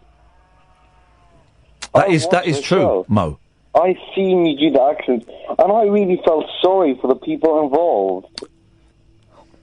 And is he calling from like a unit or something? Because this is not the normal behaviour of a 17-year-old. What did I say that was so wrong? Sorry, Mo? I'm not saying anything wrong. You just feel everyone in the world thought you were a very, very selfish man on that day. Can I ask a question, Mo? Yeah? Right. I heard you talking to Tommy Boyd before you came talking to Ian, and I've noticed something with your phone calls. All of them are you trying to tell someone off for something you perceive that they've done, and I don't really understand why. Catherine, you disagree with the presenters you're with. I mean, I want to disagree with them. Because I disagree with them. You can say your opinion, but we can challenge it. And I think that you've just said it. You want to disagree with them. So regardless of what they say back to you, you want to disagree. That's not true. You're disagreeing with me. Well, it is. I like a lot of your presenters, like George Galloway. They say a lot of good things. But I just don't like some of your presenters, and I want to disagree with them on some stuff. So you don't like me now? Right. Okay. You don't like me, Mo? That's not true. You just said you don't like some of the presenters and you want to disagree with them. So I assumed that was about me. I don't mind if you don't like me, because honestly, I couldn't care less. Ian, don't attack me, Ian. Mo, you're very, very defensive. I'm not attacking anyone. You just said, you implied that you didn't like me, and I don't, and I find that fascinating. But also, I literally, I couldn't care less what you think of me. I will not lose 1 second of sleep because Mo in Watford doesn't like me. That's not true. I just thought you were a very, very selfish man when you ate those strawberries, and I can disagree with them. I bet Catherine thought the same thing. No. I bet you. No, well, hang on a minute. Why are you speaking for me now, Mo? Hang on a minute, Mo. I'm now going to ask her what she thought. Right? I know what she thought because we've talked about it. Are you gonna believe her answer, or are you going to disbelieve her answer? Well, I'm going to believe Catherine. Okay, Catherine, what did you think about me eating the strawberries? I thought it was a load of nonsense, and I thought it was hilarious. Mo? Well, okay, I'm going to respect Catherine's opinion. I'm going to be really nice now. You don't have to be nice. Sorry? You don't have to be nice. But then why, when I told you my truth about why I did it, why did you not respect that? Why were you disrespectful to that? It's because you done it, Ian.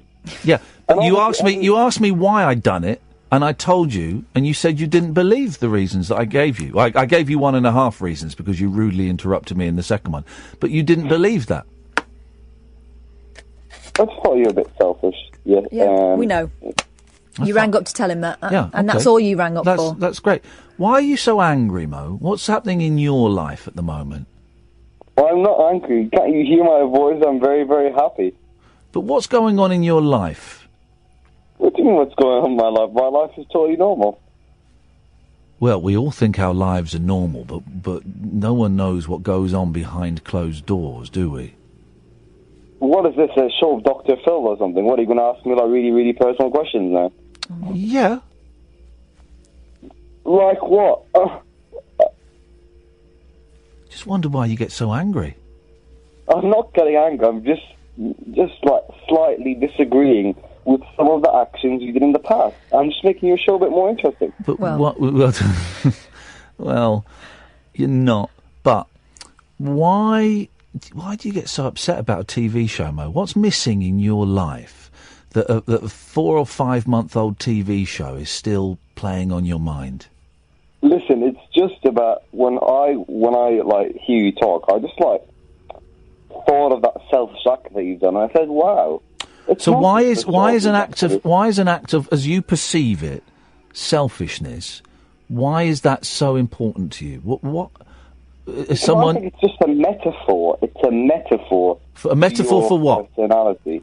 Well, okay, so what is my personality? Selfish. Just like, no, not selfish, but not just a metaphor to your personality. Well, what's the metaphor? What you would do in bigger situations. It's not just the strawberries. We have to think behind the strawberries. We're behind the strawberries. Let's go behind the strawberries. Yeah, just like, it's a metaphor to your personality. I don't think metaphor means what you think it means. No, it doesn't. Nice, Princess Bride there. How'd you get on with your dad? I get on well with him. Why are you even asking me this question? What a random question. So you like everything to follow a pre-planned or a logical course, do you? Yeah, listen. You like things to follow. You like things to follow. You like things to follow a logical course. Yeah, I see him. When did you last see your dad? I just seen him today. I've seen him now. Yeah. How is he? He's good. When was the last time he told you he loved you? I don't know, man. Listen, man, I don't know why you're asking this like personal questions. Like, what has this got to do with you? When was the last time he held your hand or put his hand on your shoulder? This is absolutely ludicrous. And it really shows you that you're trying to make your show. When was the last time he put his hand on your shoulder and looked you in the eye and said, "Son, I respect you and I love you"?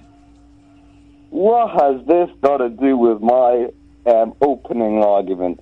Ian, it really shows you how ridiculous you are, really. When was the last time he did it, Mo? It's interesting you can't answer it, isn't it? listen, I'm not going to answer. Because you can't remember when. Third question. Because you Move can't on remember to your when. next question, please. Move on. Move on. Is that because you can't remember when he did it? Man, my dad tells me he loves you all the time. I don't know why you're asking me. Today? He told you today? But I don't know. I don't have, like, telepathic memories. You don't know what I don't think you know what telepathic means. Telepathic memory. Well, Mo, if I were there, and if it were acceptable, I would put my hand on your shoulder and I would look you in your eyes, Mo, and I would tell you that I love you. Oh, that's nice. Not as a son, but as a human being. What are you... I mean, is this a joke? I love you, Mo. Is this a joke, Ian? As a brother on this planet... Is this a joke, man? Don't take me as a joke. Don't use me as a joke. All the things that you have been through in your 17 years on this planet, and all the things that you will go through in, the next 70, 80 years, if you're lucky on this time on this planet. Ian, don't change the subject. I love you, man. I love you as a brother. You're a good brother, man, but don't change the subject. There is no subject, man. There is no subject. The subject was the strawberries. There's no subject. The subject is whatever we decide, whatever words tumble out of our mouths, Mo. And that is life. And life is like jazz. Life is like an improvised comedy. Life just... Honestly, man, life is not planned. Life cannot be pre-planned. You really need to, in your radio shows, I really feel like you should really, own up to a lot of things you've done in the past, because then it'll be more interesting and you get more listeners, to be honest. Mo, listen. I appreciate your suggestions on how I can get more listeners. I will not take them on board. If I had a radio show, I'd probably get more listeners than you. I tell you what, do you want to do a radio show? I'd have more listeners than you. Do you want to do it after when we we'll go to the news? When we come back, do you want to do the Mo show? You're funny, man. Listen, if I did the Mo show, I'd probably get more listeners than you. Well, then that's great. Then let's do it. Shall we do it? We'll go to because I'm late for the news. When we come back, we'll do the Mo show. Okay, man. You up for it? Yeah, man. All right. Get more listeners than you. Beautiful. Beautiful. It's turned into a dick measuring contest. Brilliant. Mo, stay there. When we come back, you will hear the news, then we'll hear some adverts, and then we'll hear the music, and then you're on, Mo. It's your show, okay? 0344 499 1000, dear listener. It's not the Iain Lee show for the last hour. It's not the Catherine Boyle show. It's not the late night alternative. It is the Mo show. You are phoning in to talk to Mo. 0344 499 1000. This is Talk Radio. Across the UK, online and on DAB. He has made a covenant with the night, and with the darkness he is in agreement. Uncut after-hours conversation for the up-all-night generation. The Late Night Alternative with Iain Lee on Talk Radio. We'll get you talking.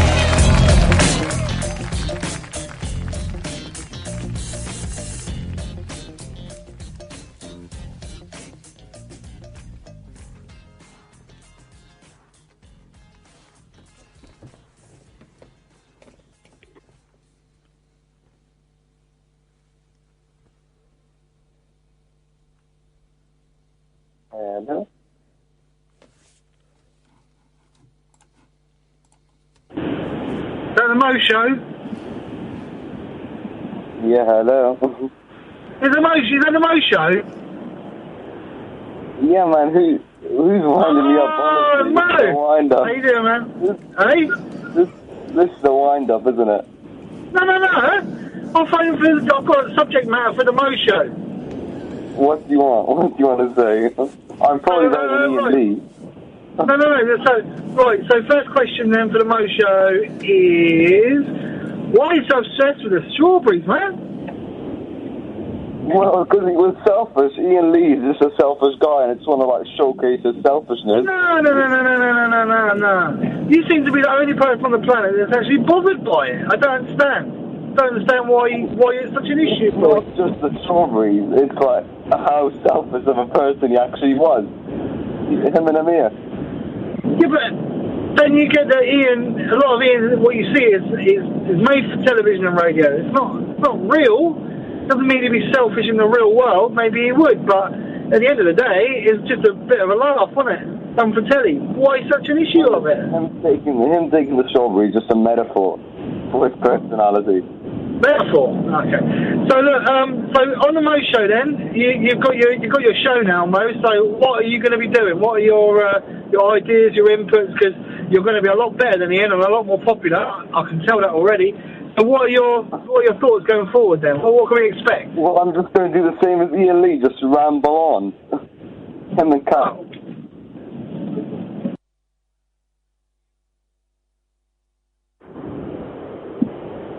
I'm just going to ramble on.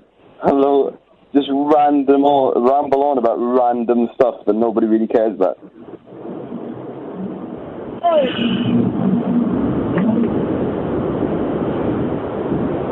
I bet you this is Iain Lee just bank calling me.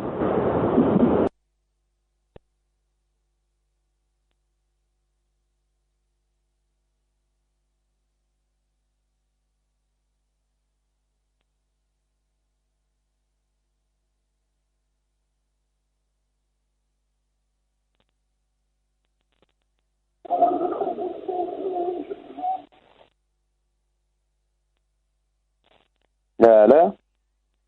Hello? Hello, who's this? Hi, I'm Lauren. Hi, Lauren, who's this? Why are you calling in today? Well, first of all, I don't watch I'm a Celebrity, so you can drop where the strawberry thing, but I was going to ask, how's your mum? Sorry? How's your mum? Yeah, she's fine. Why are you asking this, Lauren? Well, you don't want to talk about your dad, so I figured you might want to talk about your mum. Well, what a random question. You seem the same as Iain Lee, don't you? Well, let's think. Have you ever considered that if you're calling a show like this, that probably if you're trying to be a troll, you're going to get outdone by pretty much everyone?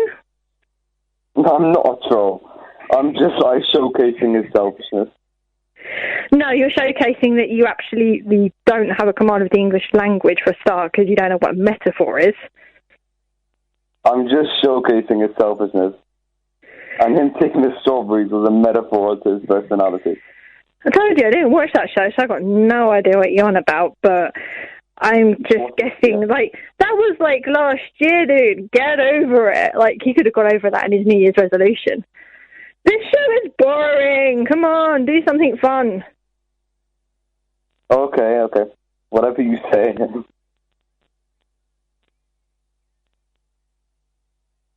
I mean, what's your point? I mean, why are you even calling in?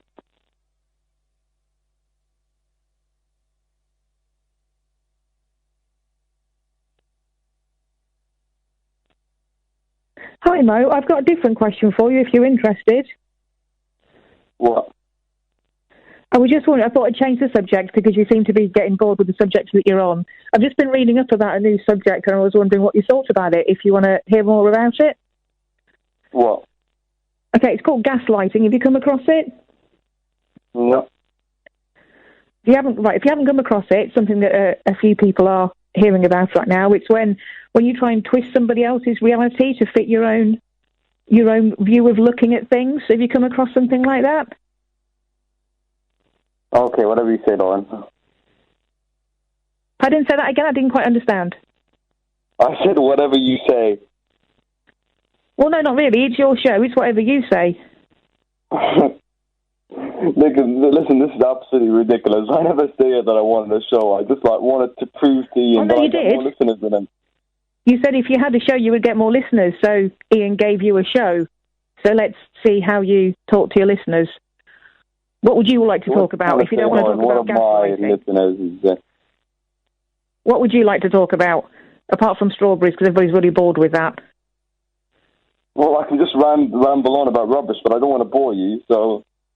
Well, no, I don't want you to bore me either, so... You can pick a subject. You can pick any subject you like. It's up to you. So I'll kind of go with you. What subject do you want to talk about? Well, any subject that you want to talk about. You're my listener. Okay, then I want to talk about gaslighting.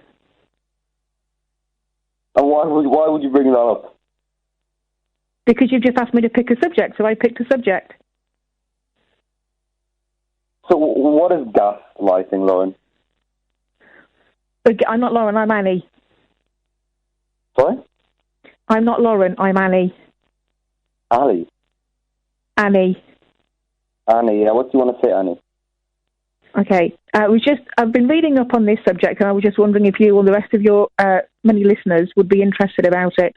It's all about manipulating people and making people think that their reality is somehow negative or wrong. So you try and, give them a different reality by presenting yours to them. Have you come across that kind of behaviour?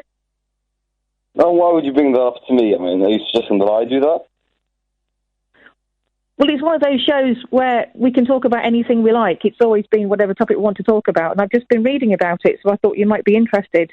I would never we can talk about something else if you'd rather, but you don't seem to have a subject to talk about. Oh, I would never do such a thing, Annie. Austin seems to be enjoying herself on the camera. I would never do such a thing. Hello? Hello? Hello there, how you doing? Hi, man. Good, how are you? I'm good. Good. Listen, I wanted to tell you about my dad, because you seem to have a bit of an issue talking about yours, and when last time when your dad told you he loved you, is that right? Yeah, I think it's just a bit personal, really, to talk about a national radio and this random guy, Iain Lee. Well, I'll tell you when my dad last told me he loved me, because he died about 5 years ago of cancer. And I remember the day before he died, I was sat with him on his couch at home just before he went to the hospice. And I held his hand, and that was the first time in a few years he told me he loved me. And I told him I loved him back. And then, unfortunately, he died the next day. So what I'm trying to say to you, fellow, is never give up the chance to tell someone you love that you love them. And what I think you should do is perhaps pause your radio career for a bit, ring your dad and tell her that you love him. Okay, man. That's what I think you should do. Because I think you should, you only get one dad, you only get one mum, and they're not going to be around forever. So give him a call and let him know how much you love him. You know? Well said.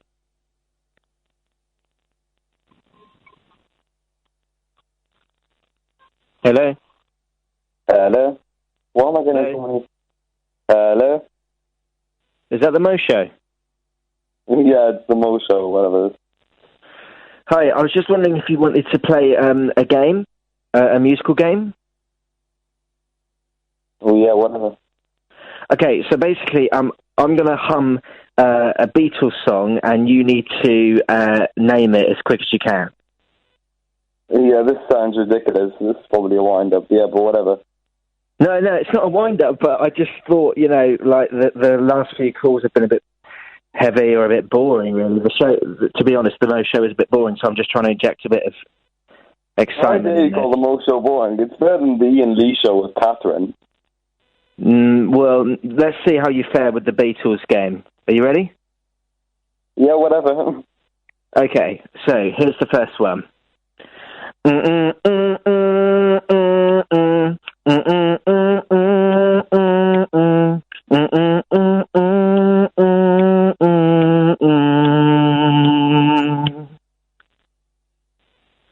don't know what you're on about, to be honest. You don't know that song? No. Maybe you should ask Ian. Well, no, I'm asking you. What about this one? Do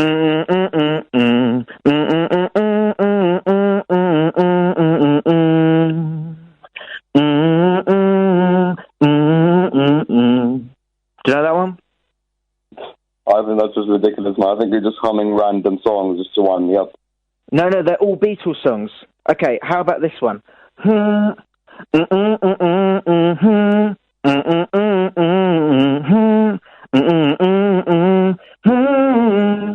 That one? No, man, I don't know any of these Beatles songs.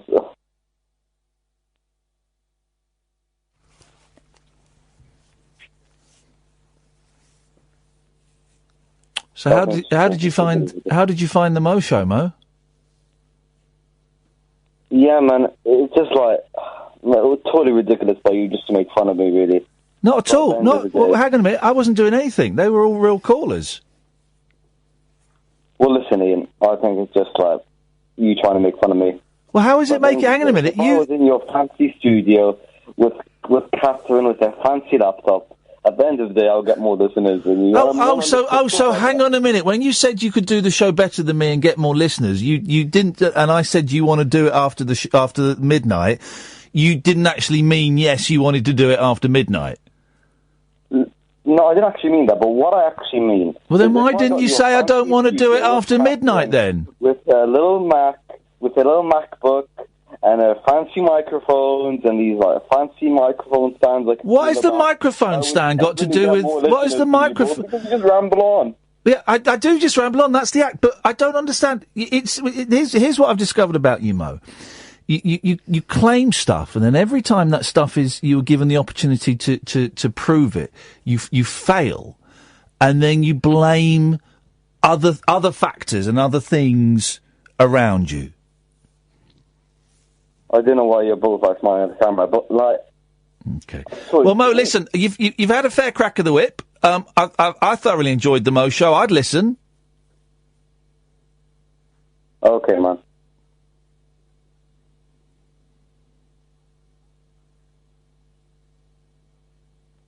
Are we done? Well, I don't know, man. Listen, but what I said is I don't have your fancy studios. I don't have your, Mo, listen. What you don't have is you don't have manners and you don't have a polite attitude and you call me a liar. Those are the things you don't have, dude, okay? So here's the thing.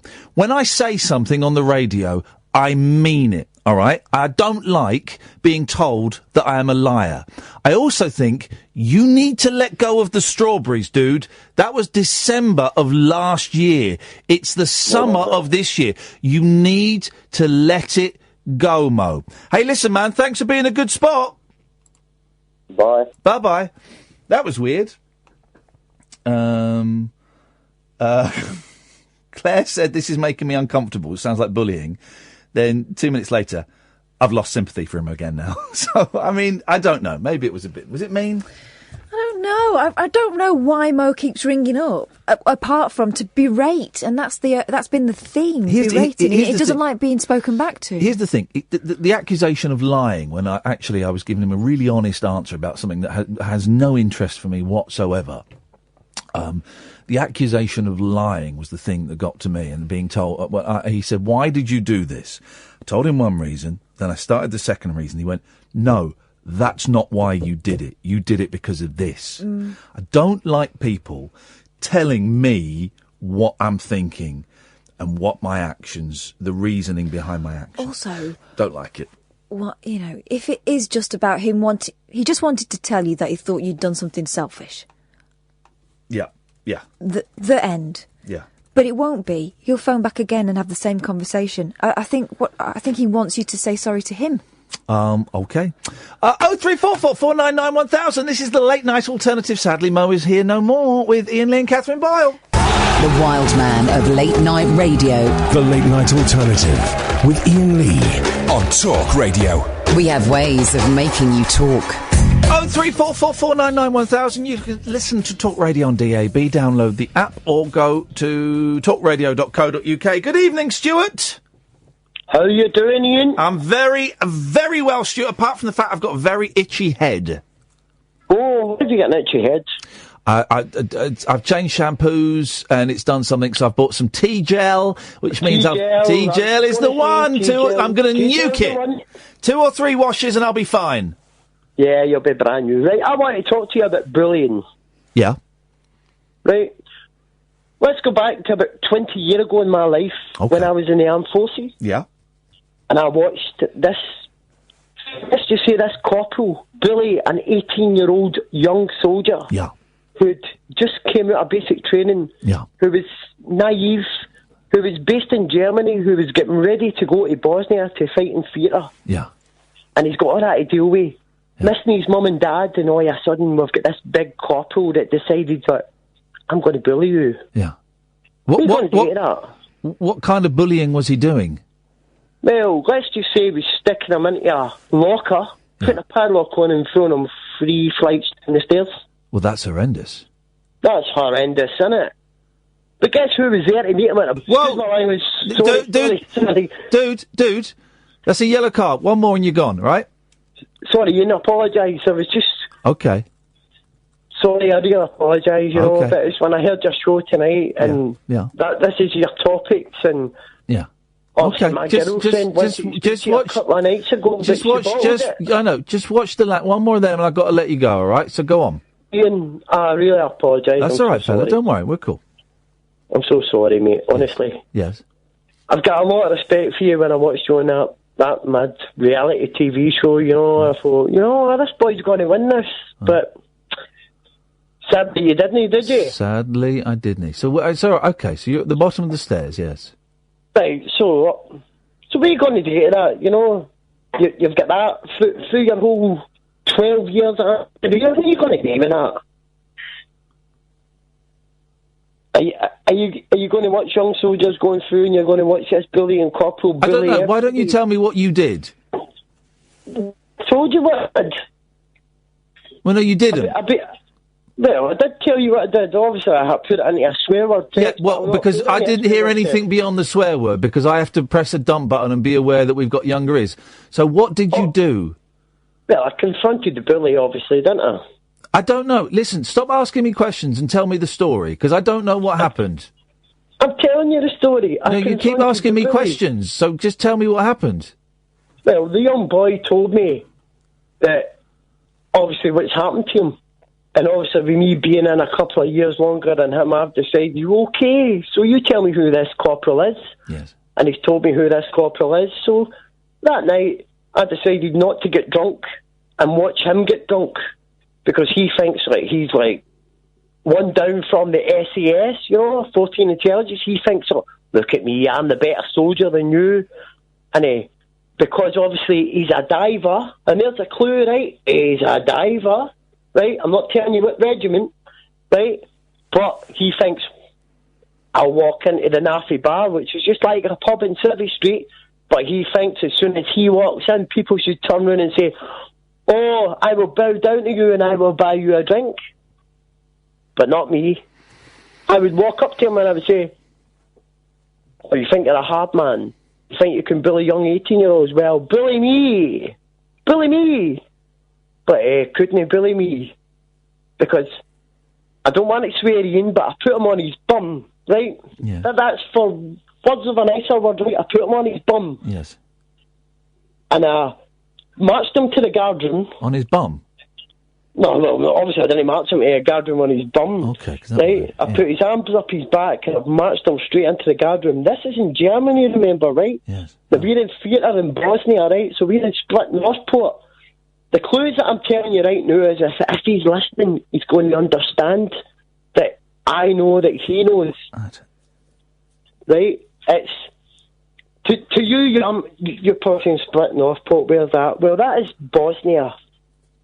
That was 1998 when Slobodan Milosevic was getting done for heinous crimes. Yeah. And our British soldiers were digging up bodies, and we were finding like bodies with like minus rings, minus ears, because on an ear is an earring made of gold, so the ear would get chopped off. If they've got a wedding ring, their finger would get chopped off. So it was just like mass graves. But this corporal thought that he was the be-all and end-all. I thought, you know, I've watched this going on for 6 months in my training, and I'm not prepared to let this go on for any longer. Right. So one night I decided to pick up a bit of 4x2. You know what a bit of 4x2 is, eh? You've been to Dewson's. Yes. Yeah? So I just whacked him with a bit of 4x2.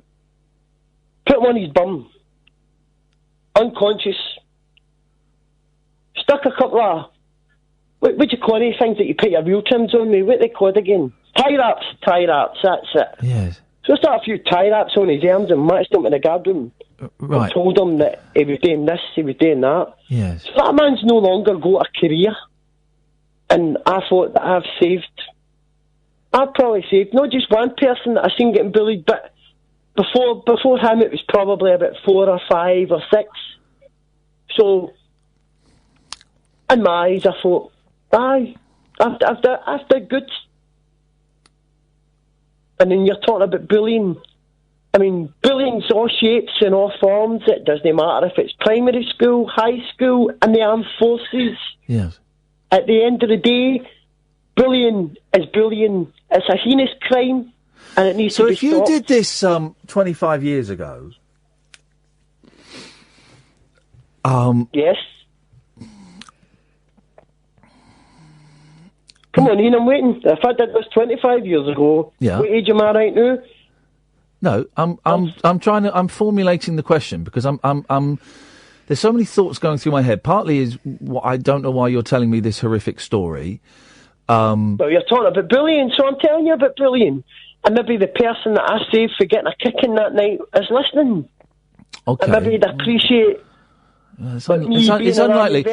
I find it hard to celebrate someone. No, believe or celebrate. What do you mean celebrate? If you let me finish the sentence, Stuart. What are you going to do? You're going to put a birthday cake on a couple of If you let me candles finish, and celebrate it? if you let me finish the sentence, Stuart, then then you maybe you can come back on it when you know what I'm going to say. Yeah. Right. No, but on you go. I like you. On you go. Okay. I find it difficult to celebrate somebody exacting revenge by tying someone up and smacking them unconscious with a bit of wood. I find it difficult to celebrate that person as a hero. But I'm not a hero, Ian, right? What I realised he was bullying, right? So he's bullied young lads in my regiment. Okay, well, hero was the wrong word. Hero was the wrong word then. I find it difficult. I'm not a hero. No, you're not. In that respect. I don't know about your military career, maybe you are, but I find it difficult to have respect for someone that does that. Right. Well, what I can understand is what you're saying is you find it hard to have respect for somebody like that. But what you need to understand, right, is Glaswegian boy, primary school, high school, ginger hair, bullying, make a stance. So you weren't hitting him. Let me finish, Ian. Let me finish. You weren't hitting. No, hang on. You weren't hitting him. You were hitting all the other people that had bullied you because you had ginger hair. Yeah, and I know you're a comedian, but come on, listen to me. Listen to me, right? Listen to me. Stuart, I'm listening to you, and you're rambling. You sound arrogant. You sound aggressive. I'm not arrogant. I'm as happy as Larry. You can still be arrogant and happy. Here's where I am, because I'm going to speed this up, because this has been going on too long. You sound arrogant. You sound very angry. Yep. You sound like you've not made peace with something with a violent act you did 25 years ago. You also sound like you were traumatised by the horrific things that you saw in service of this country. And I don't There you go. You've just mentioned it all. Yes, you're right. Traumatised for what I've seen and the injections that I took. That's fine, Ian, right? Fully understand that, right? I don't understand why. I don't understand, Stuart. I don't understand, Stuart, why you're being so aggressive with me. But I love you to bits, mate. I'm not. But you're being you are being aggressive. You're being aggressive, and you're making me feel uncomfortable. Ian, I'm going to tell you something, and you'll never believe it, right? My girlfriend was going to phone you a couple of nights ago and bottled it, right? And you decided to phone her back, and she didn't have the bottle to speak to the phone. I don't know if you remember it. I don't. But you're making me feel uncomfortable. Why am I making you feel uncomfortable? Because you're being aggressive. No. Listen, what you need to understand is I'm not going to bring anybody's name into disrepute, right? I'm not going to badmouth the Queen. I'm not going to badmouth understand aggression. No one seems to understand basic words tonight. I'm not saying you're going to badmouth anyone or lie, but I'm not saying that. Your tone is aggressive. My tone isn't aggressive. My tone is. Your tone is aggressive. Your story is upsetting, and I don't know how I'm supposed to feel about that story. I was sharing genuine. I was sharing genuine empathy about what you must have seen and how horrific it must have been. And yes, you seem I understand that, but you seem to throw that back in. Bullying when I give you a good bullying subject, and you cannot accept that fact that you find that my tone is a bit. Please tell Ian that I find him speaking to his people, like his listeners, that he's going to kill them because they don't accept that the Avengers finished that way. I find that aggressive. Please understand that, Iain Lee.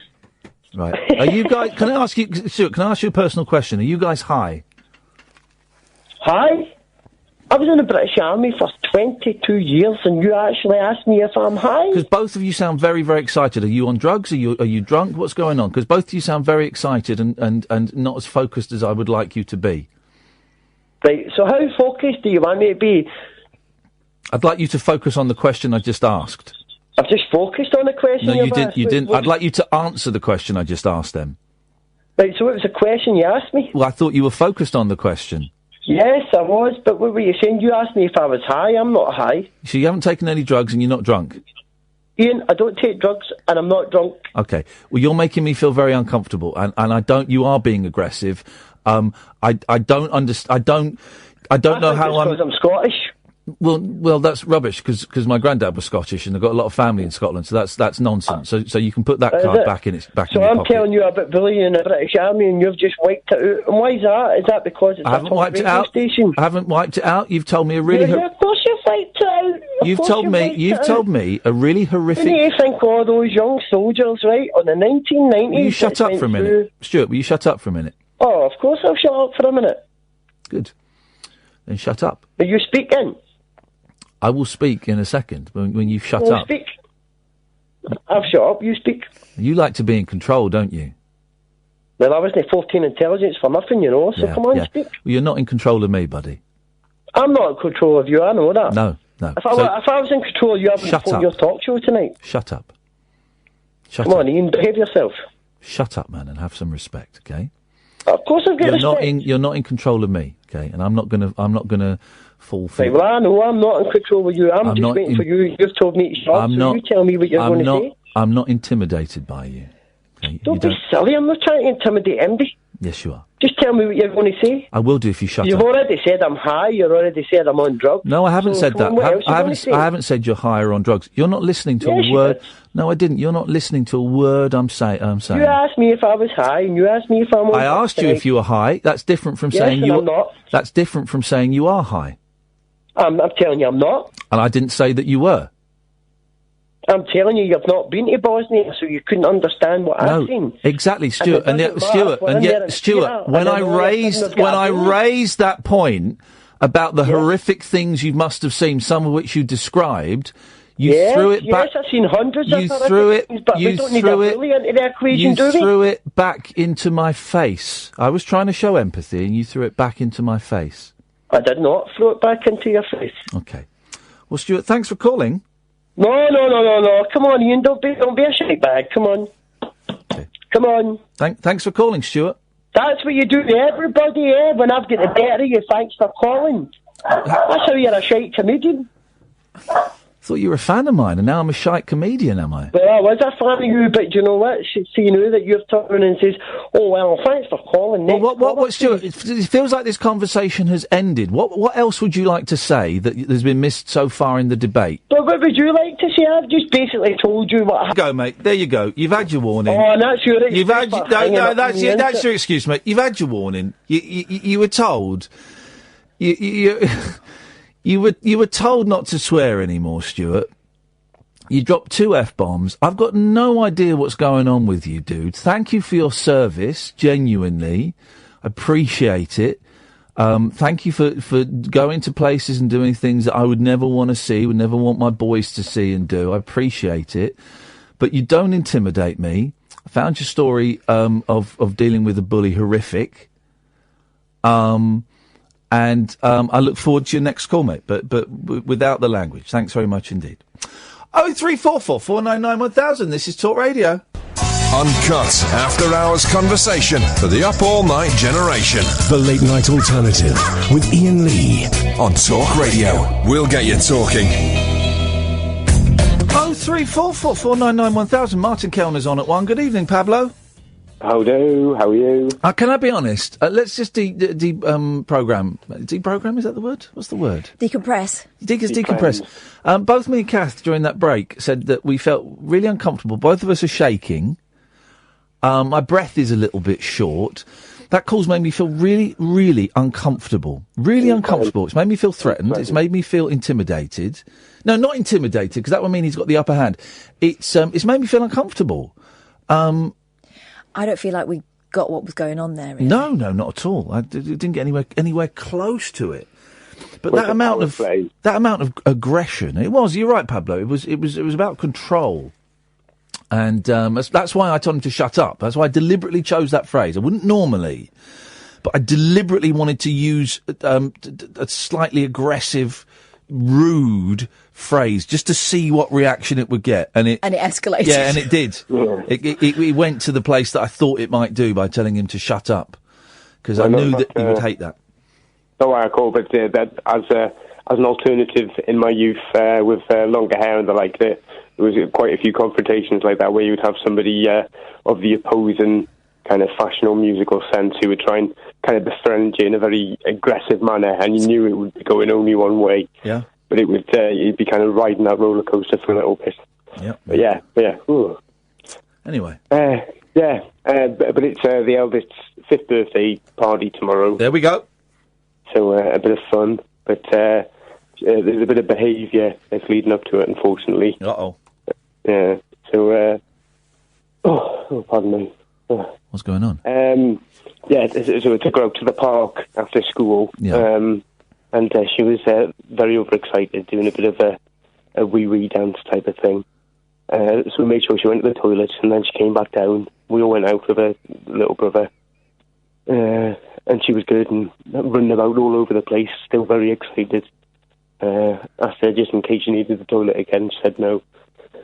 So I had the youngest on the reins, climbing up, trying out the slide and the like.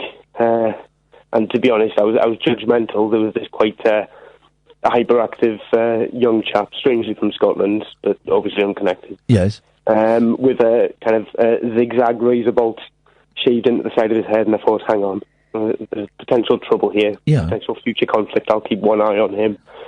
And then my daughter came along, and she still seemed a bit uneasy in herself, and said, right, we're right by the toilet. Do you need the toilet? No, she doesn't need the toilet. So she goes towards this pirate ship type thing, which has got a bit of cargo netting on it, which you can climb up to the first floor.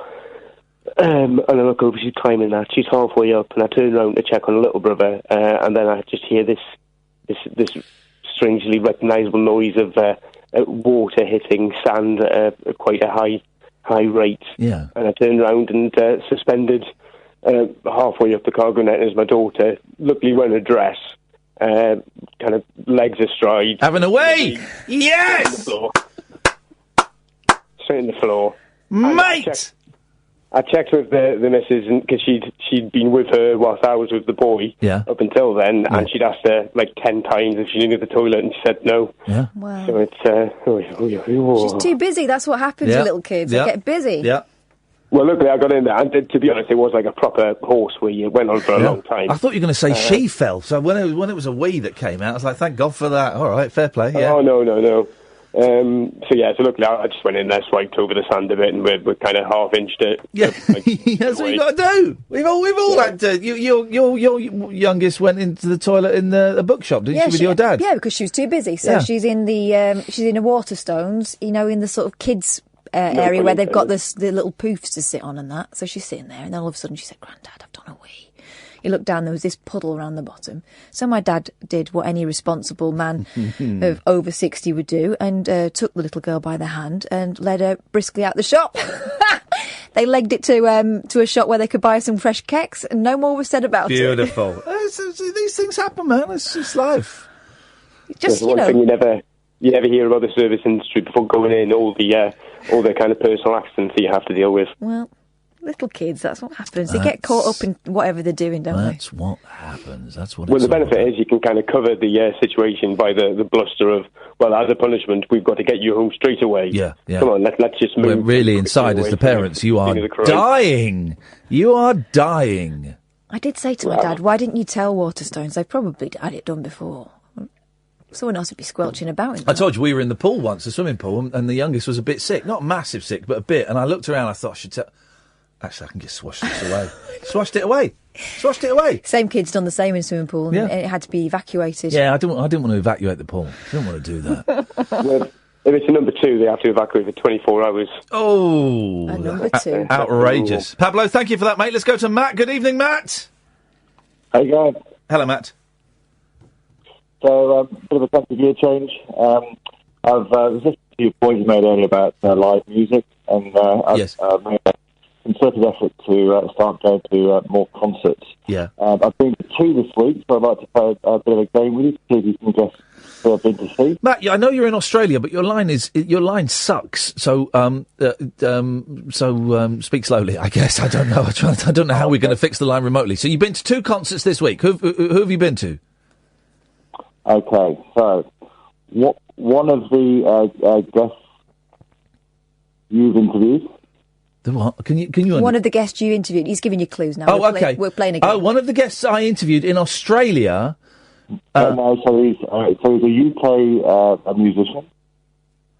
UK musician.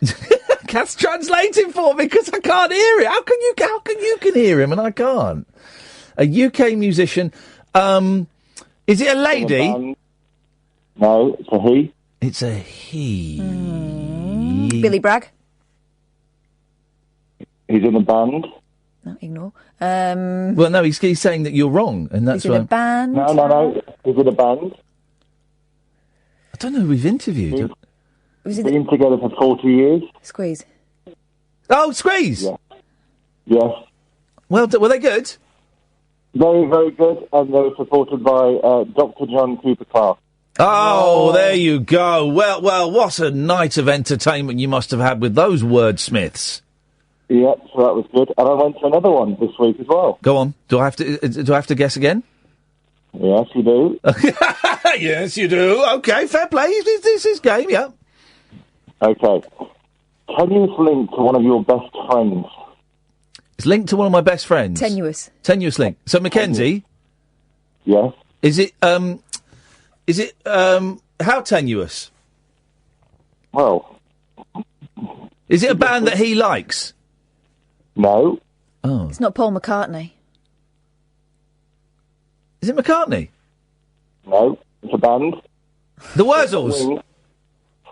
Okay, next clue. Welsh. Welsh. Tenuous link to Mackenzie. I think I might... Welsh. Okay, carry on. Next clue. Let's say the Welsh Oasis. The Welsh Oasis. The Super Furry Animals? No. Oh, Manic Street Preachers? No. You're not going to say the Stereophonics, are you? The Stereophonics. I'll give you a slap. They're nothing like. What's the connection with Mackenzie? Well, they did the theme tune to The Office. Oh, fair play, fair play. Yes, they did. Okay, well... I'm sorry that 50% of those evenings sound delightful. 50% sound torturous. 2/3 are fantastic.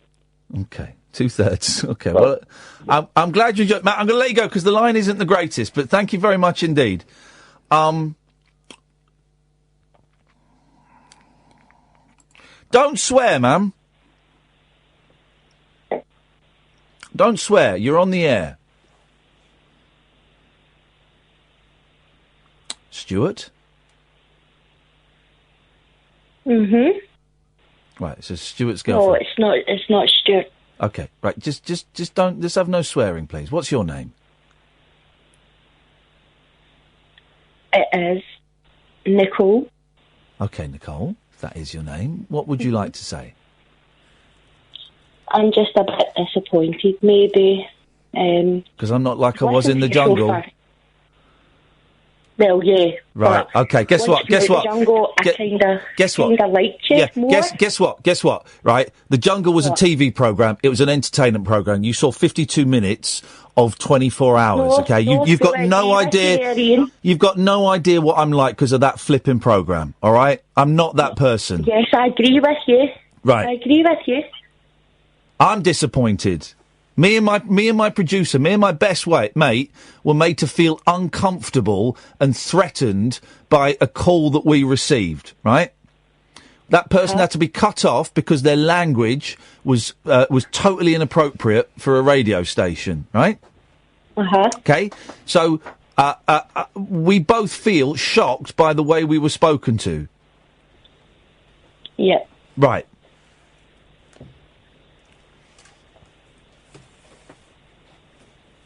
Okay, well, maybe you weren't the right people to be phoned then and spoke to. Yeah, I don't know how to deal with genre of your show.